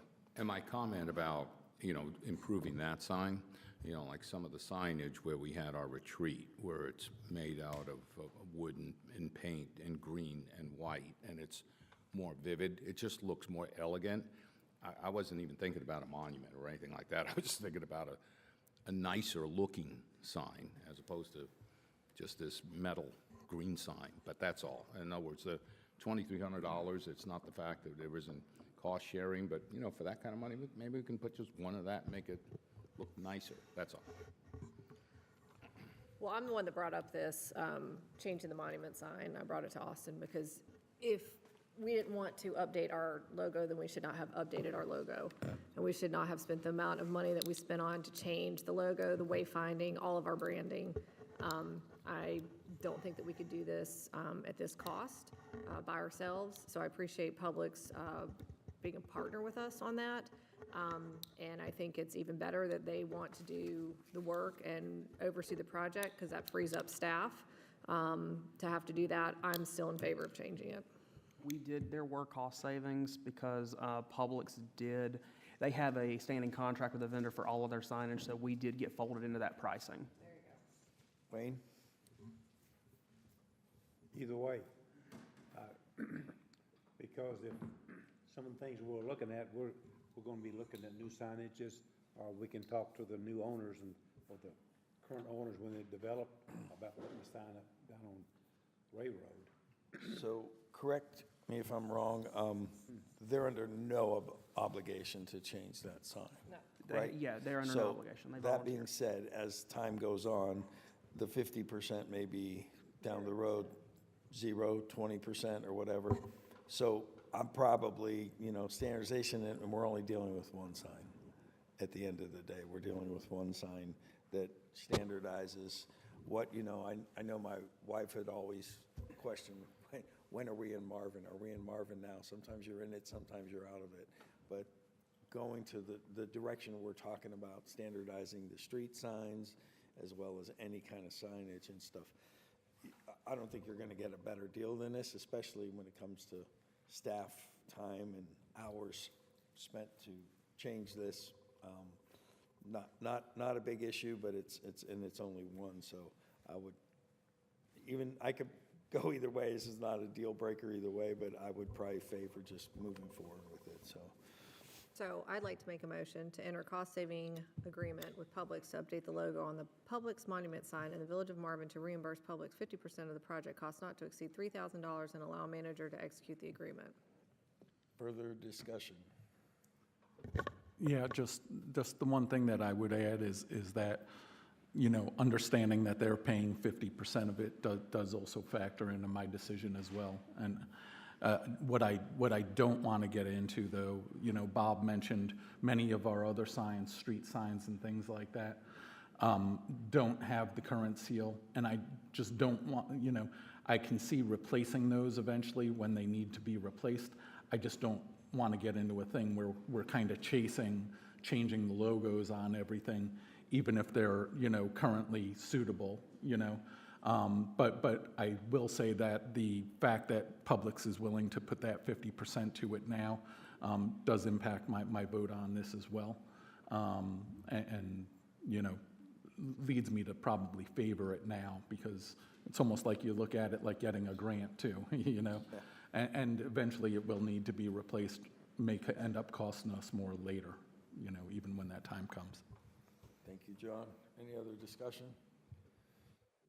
Motion's on the table. All in favor? Aye. Aye. Opposed? Aye. We're hearing one opposed, motion passes.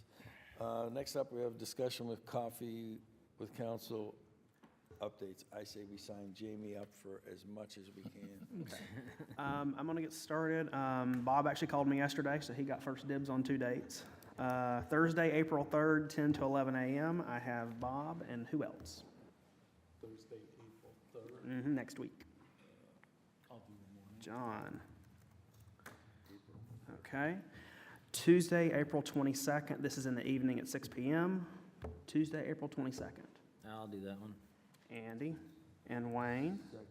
Oh, Wayne already signed up. Did Wayne? Better get on there quicker, buddy.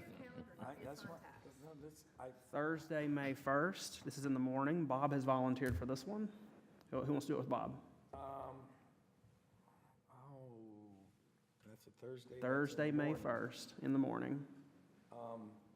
I'm good on that one. Joe? Okay. Tuesday, May 27th. This is in the evening. May 27th. I see Wayne over there. I show nothing, I could do that. And since Jamie's not here, if he wants any of these dates, I'll leave him just try to swap with someone. Okay. Thursday, June 5th. This is in the morning. John?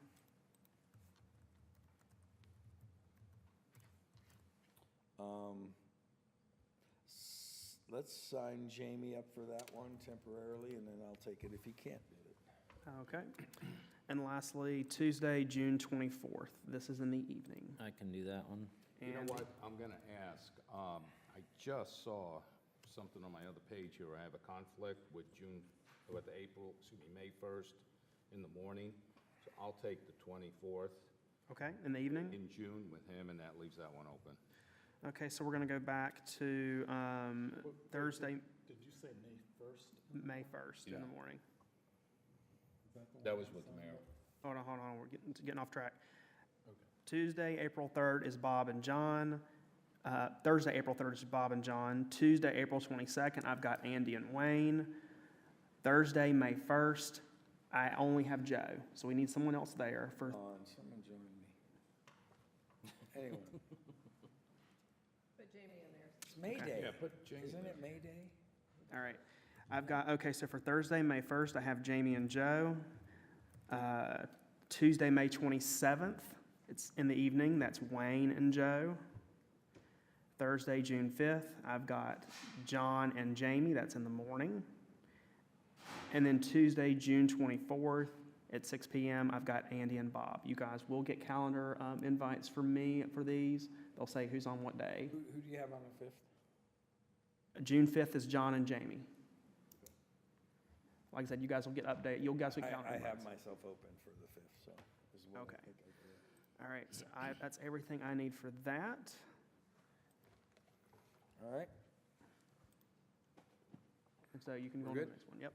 Next up, Village Council Retreat Debrief. Okay, this one's also me. Essentially, I need to start booking accommodations for next year. I like to get it done well ahead of time so we don't run into any You trouble scheduling. overachiever. It's good to do it. I need to know, do we still want to book Old North State? Do you want to do that again next year? How long do you want to do it? And what did you like and what didn't you like about this past retreat? I emailed you all on this, but no one really responded. That's like a whole day of conversation. I mean, as far as the schedule and the place, I'm good with what we did this past year. Unfortunately, we got a little rushed because of the weather, but I think it was if we continue with that 2.5 days, that would be sufficient to accomplish what we try to do at the retreat. And, I mean. So 2 nights there? Yeah, I mean, because in the past, when we've tried to do it one overnight, it just wasn't enough time to get through everything. You're really under the gun if Yeah. it's bad weather and you So can't you get got, there. you want to keep it the same as this past year, 2.5 days at Old North State. What does everybody else say? Anybody else have any objections to that? Everybody agree with that? I like the point. I'd like it to be shorter. day, a day and a half. I thought that was a little long with commitments and such we have, but I do understand that if there's weather, then it gives us a little bit of a buffer insurance policy. I mean, we had to cram that first day because we were a couple hours behind. It was a lot, and it was intense. So, I mean, we do cover a lot of A lot of topics. Staff puts a lot of work into their presentations. They do a lot of prep work. I don't want it to be rushed. And we planned very well this year, and we were still rushed because of the weather. Right. So I think having enough time to adequately get through the amount of work and effort that staff puts into it is paramount. I was going to say something else about it, and it just ran out of my head. But Mayor Pro Tem is correct that staff does a lot of work. It's probably 2.5 to 3 months of work, honestly, that we touched for the retreat. I see comes out of it when we have the 2.5 days, shove the other. But we come up with some things that we don't put on the schedule that pops up in just a general discussion, which is good. Everything that we've done in the last 2 years, a lot of the stuff that we've come up with is. You're talking about the parking lot structure, where Yes. we park an idea for Yes. later, yes. Austin, what I was going to say was, check and see whenever exam schedules are for the high school, because that is the reason we had to change it last year. I know those with high school exam students schedules. need to be here for exam week. So, but just, does anyone, I know Bob said he would prefer it to be shorter. Bob, do you still like Old North State? Oh, yeah. Okay, so unless anyone objects, we'll plan to book Old North State for next year. Relatively similar schedule. Is the consensus, again, 2.5 days? yes. Okay. Yeah. So we'll go ahead and proceed with booking. I'll check into those high school exam schedules, and we'll go from there. If you guys have any suggestions about next year, about start times, formatting, topics you absolutely want to see, you can email me that at any time. I'll go ahead and have notes for next year. Wayne? And I'll answer what you said about, we might think something out, but towards September, October, November, we'll have a better idea of what we really want to discuss. And yeah, we won't actually, we actually won't have you guys work on, we won't be working on that agenda till well into the year, but I'm saying if you already know anything you want to talk about or anything you want to change with the structure of the presentation, just let me know. We can go ahead and start taking notes for next year. I really like the structure of how y'all present everything, having the parking lot so that we can be efficient and then be able to circle back and discuss certain things, because with that structure, there are some things that we answer on our own through the discussion before we get back to the parking lot, so some things just resolve themselves. So I think it's whoever came up with that, probably Christina, I imagine, came up with that idea, or you did? Well, kudos to whoever came up with it. Because it was is, good. it is a good format. I like the way it flows. It does. The presentation schedule really, the presentation schedule really helped this past year because it broke it up. It wasn't just like back-to-back presentations with no breaks. Right. Hopefully next year we won't have any weather and it'll feel a little more relaxed. We'll have a little more breathing room. Next year I would encourage everybody to hold questions till the end of each presentation because I think we'll get through everything a little more expedient too, much more efficiently. But yeah. The snack game was on point. The snack game was on point, yes. We will definitely have snacks. Can we get you a gold star for the snacks? Sure.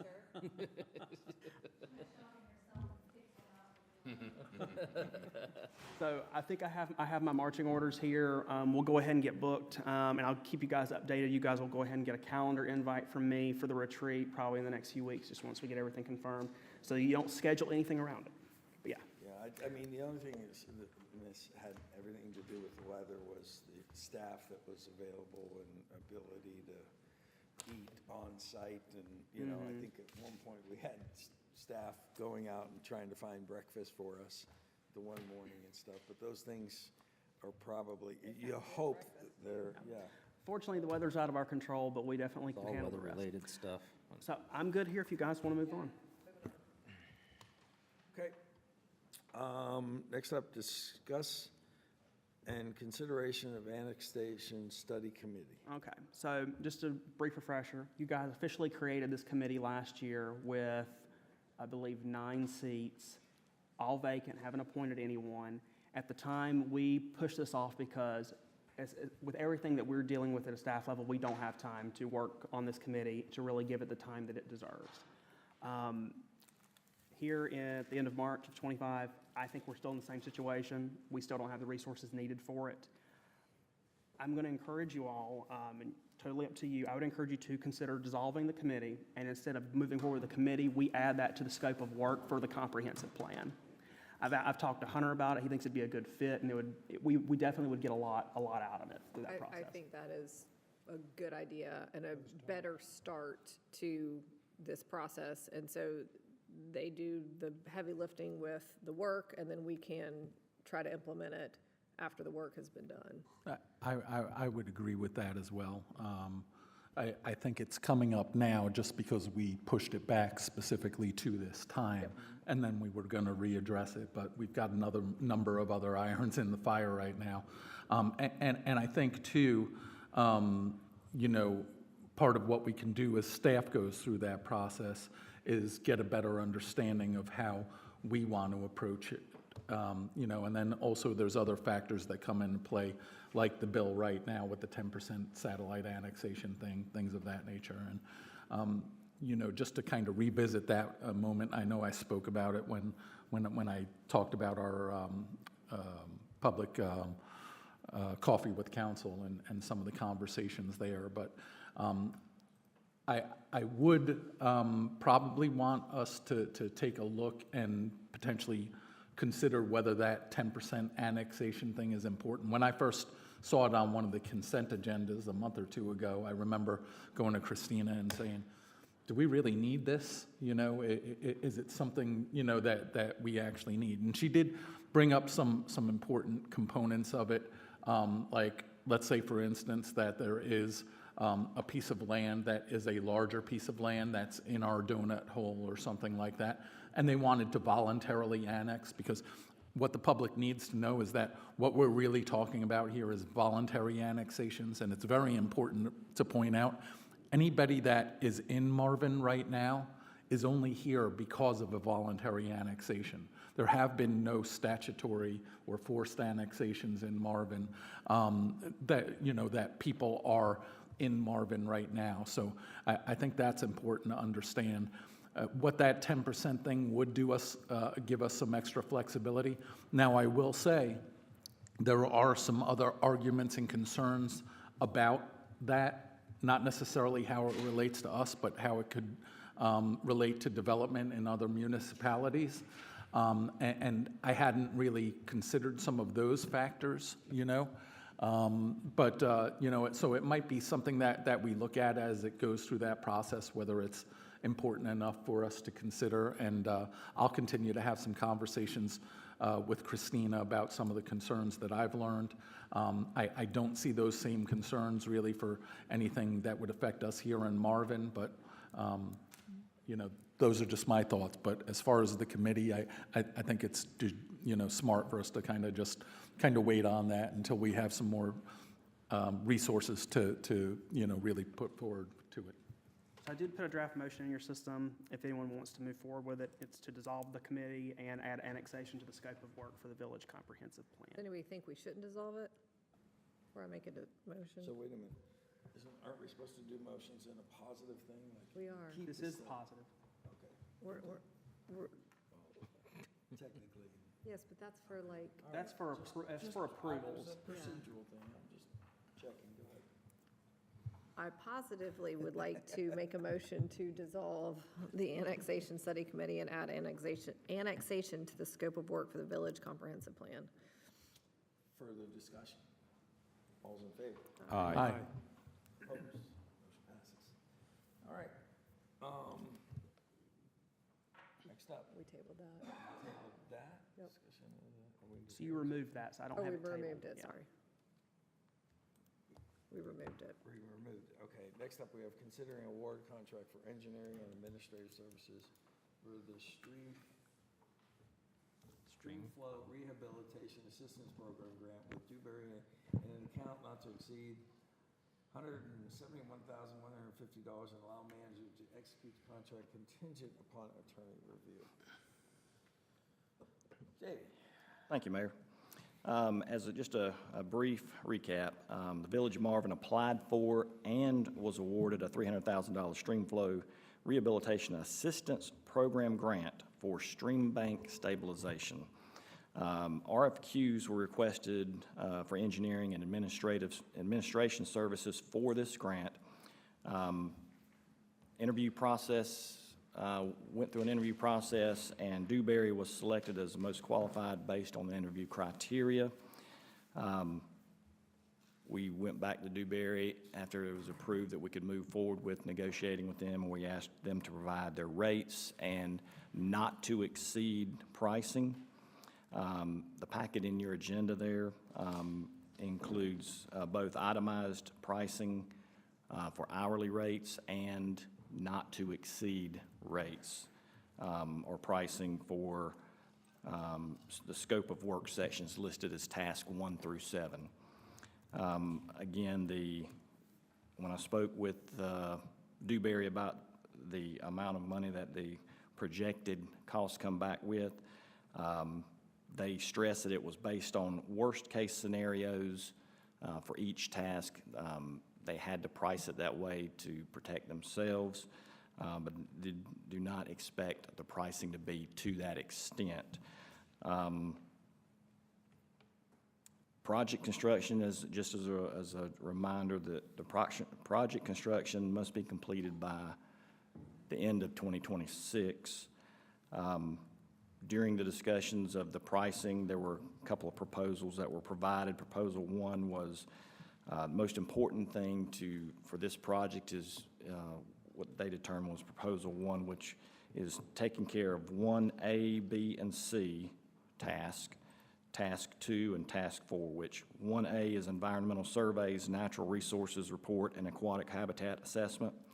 1B, aquatic surveys. 1C, agency coordination and permitting. And then Task 2 being a site selection. And 4 being grant support, which we have to provide quarterly reports back to the state of North Carolina for this particular grant. So if we moved forward, they felt like the Proposal 1, the cost for doing the worst-case scenario, not to exceed pricing for that, would be $73,845. And then Task 2 is the remaining task, again, based on worst-case scenarios that they projected for everything from topographic survey and boundary network, easement exhibits, public involvement, construction plans, floodplain development permit, bid support, construction administration, and that's where the $171,150 amount came from. Again, it's worst-case scenario. We were awarded $300,000, so that's the amount that we're working with for this stream bank rehabilitation grant. So that 171,150 is part of the grant money? Yes. That we've received? That would be part of the overall, within that $300,000 grant. And of that 171, $45,000 is set aside, included in that, for administration of the grant for that's what the grant allows for. So they would provide some administrative services for that portion. And again, worst-case scenario? Yes. Okay. So for clarity purposes, let's just say it comes in at 150, just for illustration purposes.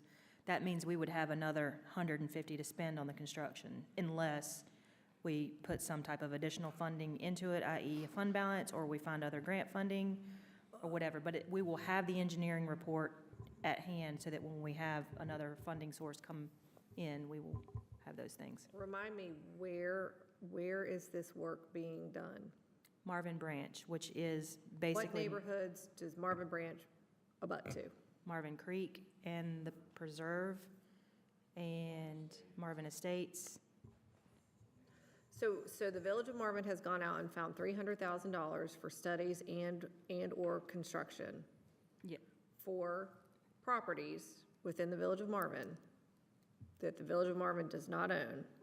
Yes. Okay, so if we get to that $300,000 for construction and we don't have money left out of the grant fund, then I would say, hey, neighborhoods that abut this, we have found you $300,000. Here are the plans. If you guys would like to continue to carry this out, then great. If you guys would like to partner with us to try to find additional grant money, then great. But we have gone out and gotten $300,000 for property that is not village-owned property. So we are helping, going above and beyond, trying to help out our residents and do, but this is a very isolated situation. And I'm not sure that the rest of the village of Marvin would like for, people over in, Weddington Chase probably don't want their tax dollars being spent on something over here that does not affect them at all. So with that being said, let's approve this contract, let's get the work going, let's have all the studies done, and let's find out what kind of work needs to be done. And at that point, we can contact whoever's running the HOAs over there and figure out if they want to partner up if we go past that $300,000. Does anybody have a problem with that?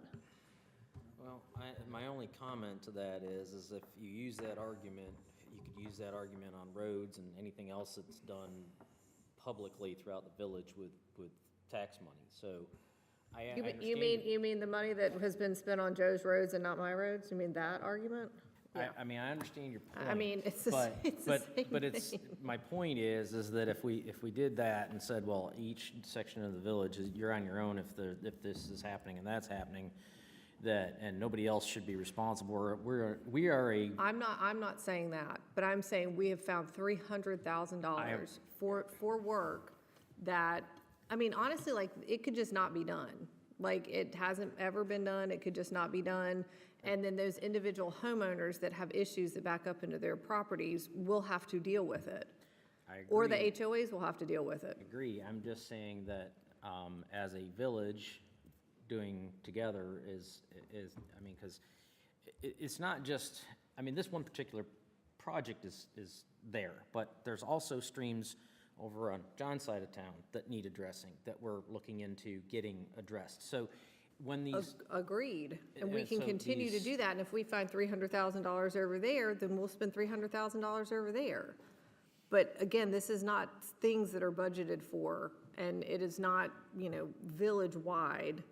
And yes, we don't do village-wide roads yet, but we're trying to. So let me ask you this, Davey. After we say we go through this process, pay the 150, 170. We just need to approve the contract. Yeah, no, and that's, yeah, we're kind of off the rails here. Excuse me, but I'm this asking is a about- question. Oh, were you? Yeah, I was. I didn't see you raise your hand, sorry. I don't think I had to, I was speaking, but that's okay. Back at you. I forget what I'm thinking of. Yeah, that's what you were trying to do. No, say we get this approved and they go through the process and they give us thumbs up, you're good to go with all of these changes. How long does that stay in place, or is there a time frame they have to start building after we get that report? We're not building it. Or, I'm saying, because I think that comes before we put the RF. Well, the actual grant itself ends December 31st of 2026. Hang on one second. So you're talking about if we get the construction, or we get the engineering documents today, how long do we have to? Yes. So each study or report or whatever it is that they do, they're only good for a certain number of years, months, whatever. There's Okay, different that's what I'm components, like for example, if they're doing a mussel survey, it's only good for a certain number of months. I don't know about the environmental surveys, like exactly what specifics are on there, so I don't think we can fully answer that question, other than saying there will be a timeline in which the work has to be done, or those studies kind of expire. In terms of the grant, it has to be done by, December 31st of 2026. so we're pretty limited on that timeline. Right. If the HOAs are wanting to do something to cooperate with the village in some type of shared approach where the contractor mobilizes once and they can get a cost share savings based on that, then we can have those conversations with the HOA at that point in time. We have already expressed working with at least letting Marvin Creek know what's going on, letting them have some input into the process. They actually just emailed me here shortly, or just earlier today, about updates on this. So we will work with them to the best we can. I do want to make sure that everyone fully understands that, to your point, go back to my scenario of it being $150,000 in construction that potentially would be available, we will likely not be able to address every single thing that's found in this study. So there could be $400,000 or $500,000 worth of stuff found in the study. We will only address what funding we have based on what's left that's not in the engineering contract. So I just want to say that again for people listening at home. Every single thing that's identified in the reports and studies will likely not be able to be addressed by the Village of Marvin with this contract. So just so that's clear, I don't want people thinking that just because we've identified issues, that they're either, number one, part of the scope of this contract, or number two, that we are going to accomplish those things. This particular grant is just for stream bank restoration. That means if there's clogged pipes or clogged down trees, there's beaver dams, or there's whatever type of blockages that are identified in the study, it's not part of this grant project if it doesn't need stream bank stabilization. So if it's just a down tree and it doesn't need anything to be done around the bank, we do not have the authority in this grant to pay for the removal of that tree. So that being said, there will be a lot of stuff that's likely identified in the engineering report that we will not be able to address by lack of funding or by lack of authority based on what the grant is authorized for us to pay for. Then that goes to who owns that easement where the issue may be, right? Yes, so if it's a parcel that is cut right down the middle between one HOA and another HOA, then the two HOAs could say, hey, look, this tree needs to be removed, you pay 50%, I pay 50%. I don't know, that's between them. We can bring them to the table with those issues once we get the report back, but that's a good example. Okay. Kim had her hand up first, or John? Okay, John. Just one of the things that we had discussed early on about this is, once we get to the construction phase, having some of our public works people kind of shadow what's going on in order to kind of learn how these remediations can occur. And in some cases, in the future, we may be able to gain the expertise to be able to do some of this work ourselves, probably saving a lot of money. Is that still the intent in any way? We can obviously ask the contractor and the vendor. I don't know how much, from a standpoint of seeing site security, like they would want to have in terms of who's on site and who's not, and what equipment. I'm sure there's going to be some OSHA regulations, and they would have to have some type of control. We can always ask and try to at least coordinate from afar. Well, I guess we're paying for it though too, through the grant. It's the Village of Marvin that'll be employing whoever's doing that construction. So I would think we'd have the ability to provide some oversight to it, whereby, Davey and his team could at least learn some things about how they do remediate these things, so that we could potentially do some of that in the future without having to go to outside contractors. We can try. We'll add that to kind of our queue of And possibilities. the engineering firm will be adding some oversight, field oversight, but I will be also helping with that. So I will be spending time in the field as well, documenting the process. The real, not really a problem, but the real issue is is you have to get the permitting for what specific sites will be what remediation. So you just have to be very careful into what you're walking into. We would definitely, if we got to the point where we were doing some of that, we would definitely need an engineer or someone to hold our hand to make sure we don't cross those barriers and fall within the confines of the permits. I mean, even something as simple as, I'm just saying this for illustration, even something as simple as a tree that's fallen, that's been there for years, you would typically think could be removed without permits, but if it started to embed into the bank, it's more or less of a sediment kind of issue, and you would have to get permitting. So you'd have to kind of find some of those finite detail knowledge components where you would make sure you weren't kind of crossing the boundaries with what should have gotten a permit and what should have. So we would just have to make sure we better educate ourselves on that portion of it. And it could also help us to be able to address things proactively. Yeah.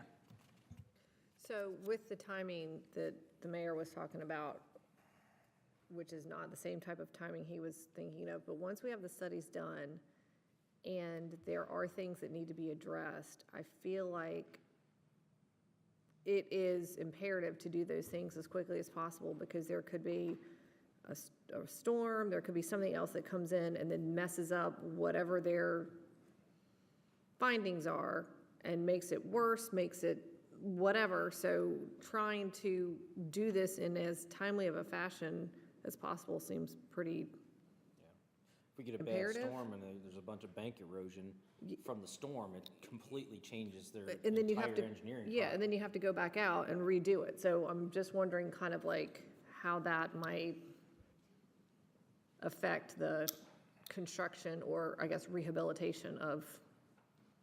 Once You- engineering Does that firm. make sense? Yeah. Okay. Yeah, once the engineering firm assesses the site and makes, and we'll say there's 10 locations, just using numbers, pull a number out of the air. If there's 10 sites and we can address 3 of those sites for the remaining amount of money that closes out the $300,000, that's where we would try to, we would use get as much bang for our buck as possible. And as quickly as possible, because we, again, are under a timeline of December 31st, 2026. So going through the RFP process for these contractors to come in and actually do the actual construction work, it takes a little bit of time for that. So once we start this process, it's going to move pretty quick. So is Dewberry just doing the engineering and administrative services? They are not actually then going to come in and do the construction side of it too? So we've got to, okay, so that's going to be. Yeah. So to your point, to a couple of things, the engineering firm Dewberry will prioritize sites based on what available funding is there. And then once they mobilize, the contract, once the contractor is hired to mobilize on whatever sites are selected, they're gonna have to secure that scene. They're gonna have to put up silt fencing, erosion control, all of that stuff. So any type of storm event, it would kind of be their responsibility to make sure they're putting all that stuff into play. All right. So there's no further damage, that is. Thank you. Oh, you probably want a motion, don't you? Okay. So I'll make a motion to enter a contract with Dewberry for engineering and administrative services for the stream flow rehabilitation assistance program grant in an amount not to exceed $171,150 and allow the manager to execute the contract pending attorney review. Further discussion? All's in favor? Aye. Aye. Opposed? Motion passes unanimously. Thank you. New business. Consider implementation of candidate questionnaire for the 2025 municipal elections. So I normally bring this to you all about this time every election year. We have a policy from 2021 that established our candidate questionnaire, which we've used in the past 2 elections. For that policy, I have to get you guys to vote on this in the spring of an election year. If you guys want to move forward with this, it's already set up on our website. I literally have to click a button to turn it on. So if you guys make this motion, once candidate filing opens, we'll have this ready to go. I think this is great. Let's do it again. So I'll make a motion to direct the clerk to implement a candidate questionnaire on the village's website for the 2025 municipal elections pursuant to Village Policy 2021-04-01. Further discussion? All's in favor? Aye. Opposed? Hearing none, motion passes. Next up, consider approval of request for residential traffic calming by the Preserve Homeowners Association for streets within their neighborhood. Thank you, Mayor. Yes, we recently received a request from the Property Management Group of the Homeowners Association for the Preserve neighborhood, requesting traffic calming for their neighborhood. I made sure I reached out to them, had a conversation with their property manager about the policy itself, made sure they had read it, understood it, and agreed with it. They shared that they did, and we're ready to move forward with it if it is approved by council. So my question is, that's well and good that the people that they read it, they're good with it, all the things. None of these people are no longer on the board, so they don't have now the right to ask this question. I spoke with the property manager yesterday to ask that same question, if they were still interested in moving forward. Did they know? And they could not provide an answer. Said the special election was taking place on April the 4th, I believe, and then I mean, I don't know that they have any authority to ask this. And if we say yes and we go in and whatever, then the next board is going to say, no, we didn't really want this. So, Well, there is a process defined in the policy that if you guys do decide to do this, and it is the financial responsibility of the HOA to pay for it, they have to submit an encroachment agreement to us. So even if you said yes today, there's still a step that has to remain in their hands. You could at least say yes, and if they don't file. so if we say yes, what's the next step? If you say yes, I would just make sure you make it contingent upon a timeline, like maybe a couple months. But what's the next step? They- We have our engineer go out and we spend our money to assess if it's needed or not? We can require them to submit the encroachment agreement first before we spend any money. That's what's part of the policy says that they have to submit an encroachment agreement. So we can just kind of blanketly say, hey, look, the council said yes, based on, some type of encroachment agreement being submitted within 60 days. That way it gives that new board to submit the encroachment agreement and not stop the process if the new board still agrees with the old board on this. Okay. I'm fine with that then. So But I would just make the motion with what do you guys want to say, 60, 90 days? Well, if they're having the special election when? April 4th, I believe. April 4th, I mean, their new board should be looking at all this stuff, so they ought to be able to request an encroachment agreement within 30 days, I'd say, so say 60 days. Okay, we can communicate back to them the contingency within 60 days of this approval. Encroachment agreement has to be submitted to the village. She said 60 days. And yes, and then we'll make sure that they fully understand that 100% of the cost will be borne to the HOA. Okay, If you refresh your screens, you'll have a Got it. revised motion. I got it. Okay, so I'll make a motion to approve village staff to initiate the neighborhood traffic calming policy for the Preserve Homeowners Association contingent upon the submission of an encroachment agreement within 60 days. Further discussion? All's in favor? Aye. Aye. Motion passes. Opposed, don't you want to ask? Opposed? Sorry. Motion passes unanimously. Where are we at? Open topics. Anybody? What do I have? I just had comments. We covered a lot. What? We covered a lot We covered a today. lot. Okay, review of action items. Next All up. right, so we've got our direction on the traffic calming policy, so we'll communicate that to the HOA and await their submission of the encroachment permit. The candidate questionnaire is honestly good to go. I just have to flip the on switch whenever candidate filing opens. We'll move forward with the execution of the contract with Dewberry for the stream flow, for the STRAP grant, pending attorney review. I've got my direction for the village council retreat, so we will go ahead and get that booked for next year. You guys are going to get calendar invites from me for coffee with council. We will move forward with executing the agreement with Publix to update the logo. We'll move forward with the closure of streets for the Marvin 5K. And I'll get a potential quorum notice out for next Monday for the neighborhood meeting for the Rayleigh Miller property. And Polomy has her direction on the sister city, so she will bring you all more information in the coming months. I think that's it. All right. Oh, David's got one. I thought he did. For what it's worth, I was quoting April 4th as the special election for the preserve is actually a 3rd. I did not notice that in my notes. I apologize. Thanks, Davey. That's all I got. All right. Ready, Thank you. Austin? I'm opening it now. Review Go. the mayor pro Kim list. Where are my micromanagers list? Let's see here.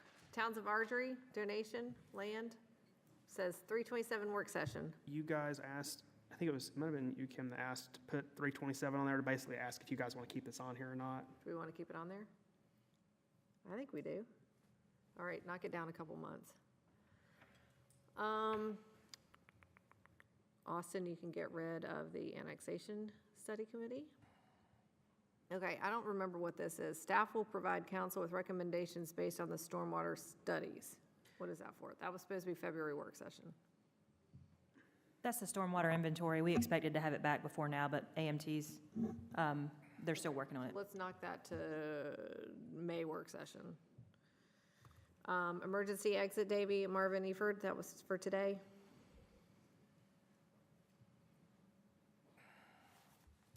That project has been added to the CIP, which is in schedule for this upcoming budget year. So we would, if it's approved in the budget, we would start Okay. shortly after that.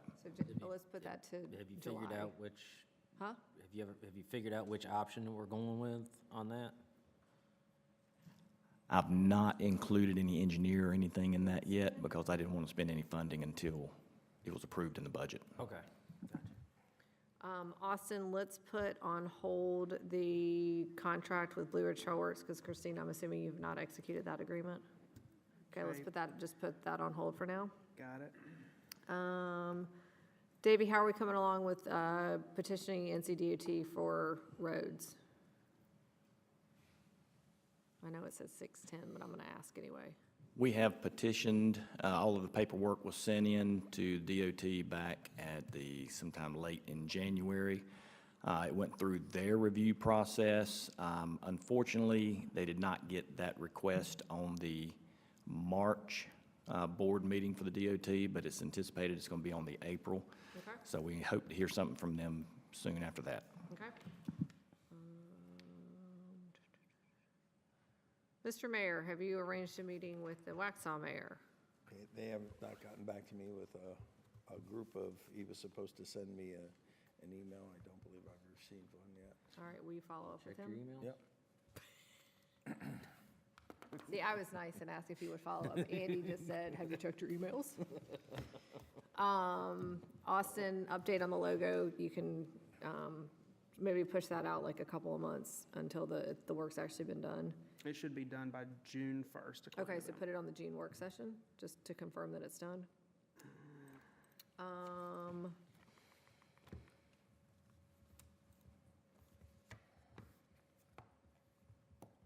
Negotiations with Dewberry for the scope of work, I'm assuming that's what we just approved? Okay, Austin, you can complete that. Christina, did you and Davey move forward with the extension of the miscellaneous asphalt contract? We have to wait until the end of April, so it's listed on our calendars in April. Okay. There's something with the Austin, will you contract. put April work session there? We don't have an April Or work session. put May meeting there? I'll put May, okay, for both of those. Is the concrete contract the same? Yep, okay, put May there too. Hunter, you're moving forward with the scope of work for the comprehensive plan? Okay. When do you think that will be finished, so I stop asking you about it? Which we don't have, so put the May meeting. Yep, okay. And now that has- Put May work session. May work session, Yeah. that will have annexation in it now too. Yep. Okay. Tyler, your research into local organizations to assist in archaeological services. You found anything? Okay, the search continues, he says. How's the search coming along?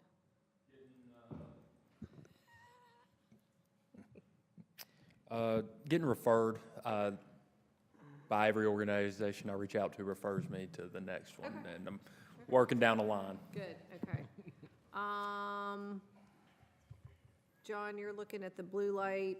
That'll be, do the April meeting, because you're going to take that to PRNG on April 1st, right? Yeah, we'll discuss that when I do my council debrief, that and the blue light as well as the Streetlights. streetlights, yeah. Okay.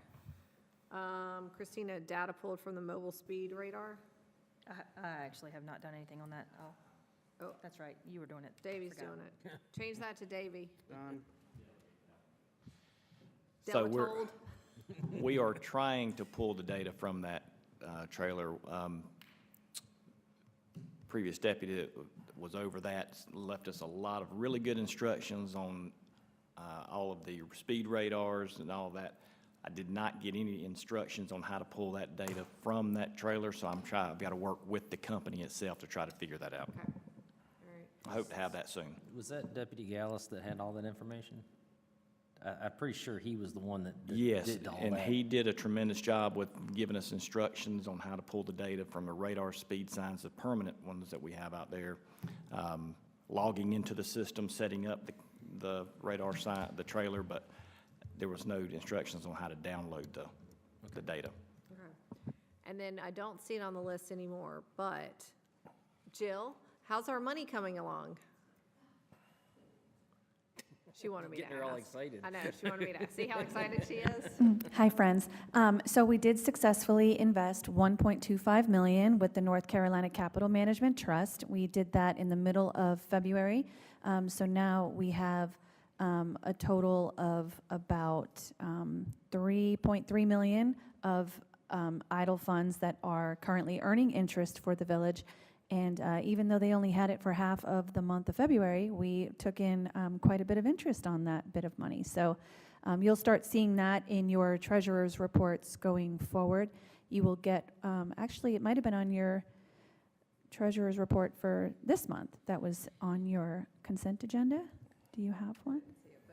I didn't see it, but it doesn't mean it wasn't I on there. work really hard on that I report. saw it in my financial stuff, so that Okay. was good.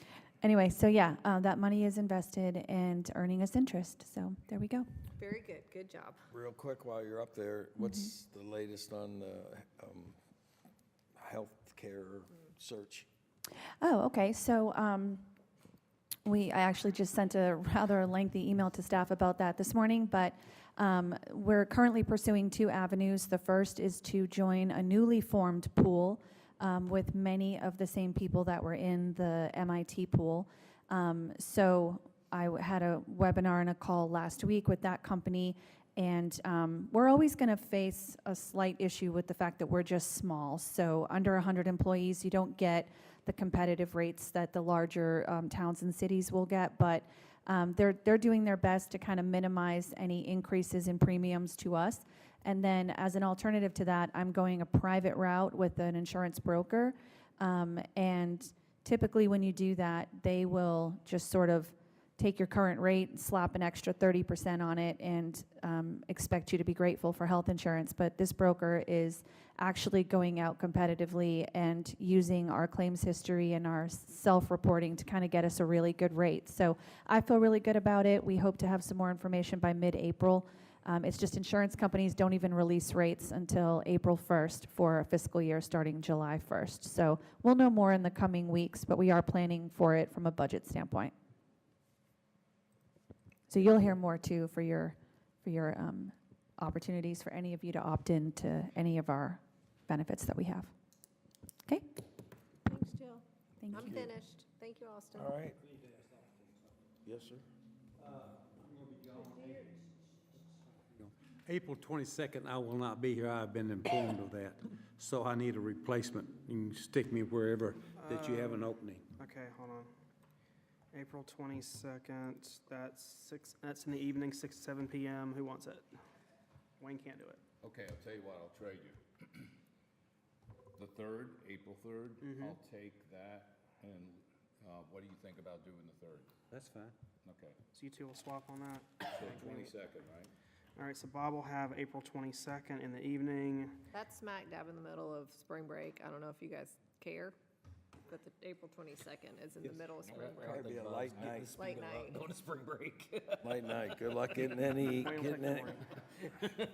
I'm just saying, people may be out of town, so if we want to try to get more people, then we may want to move it to the next Tuesday. If not, I'm just throwing it out there. That's why I can. So you'll be on the 3rd, April 3rd at 10 a.m., and I'll take you 22nd. Okay. But I have to go to the beach with the spring breakers. All right. Moving forward, council comments. Wayne, we'll start with you. I think we've had a nice meeting today. How about that? I mean, we've been together for quite a while. Anyway, I want to thank everybody for such a nice environment today. Everybody's been in good humor, the staff and everybody. Not that they're not, but I really want to thank everybody. Joe, Kim, and the staff especially. Been a pleasure today. Thank you. John? I'm good, thank you. Okay. Andy? Well, just, I want to thank the public for communicating with us.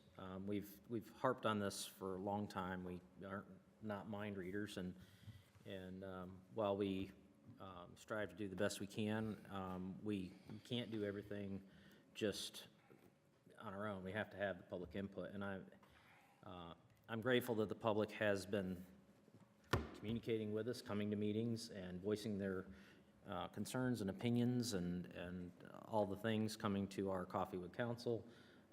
For a very long time, there was hardly anybody that ever showed up for Coffee with Council. Now it seems that we have a crowd at almost every one. So I encourage the people to continue to communicate with us, and I'm grateful for the dialogue, and I hope that today's meeting has provided some information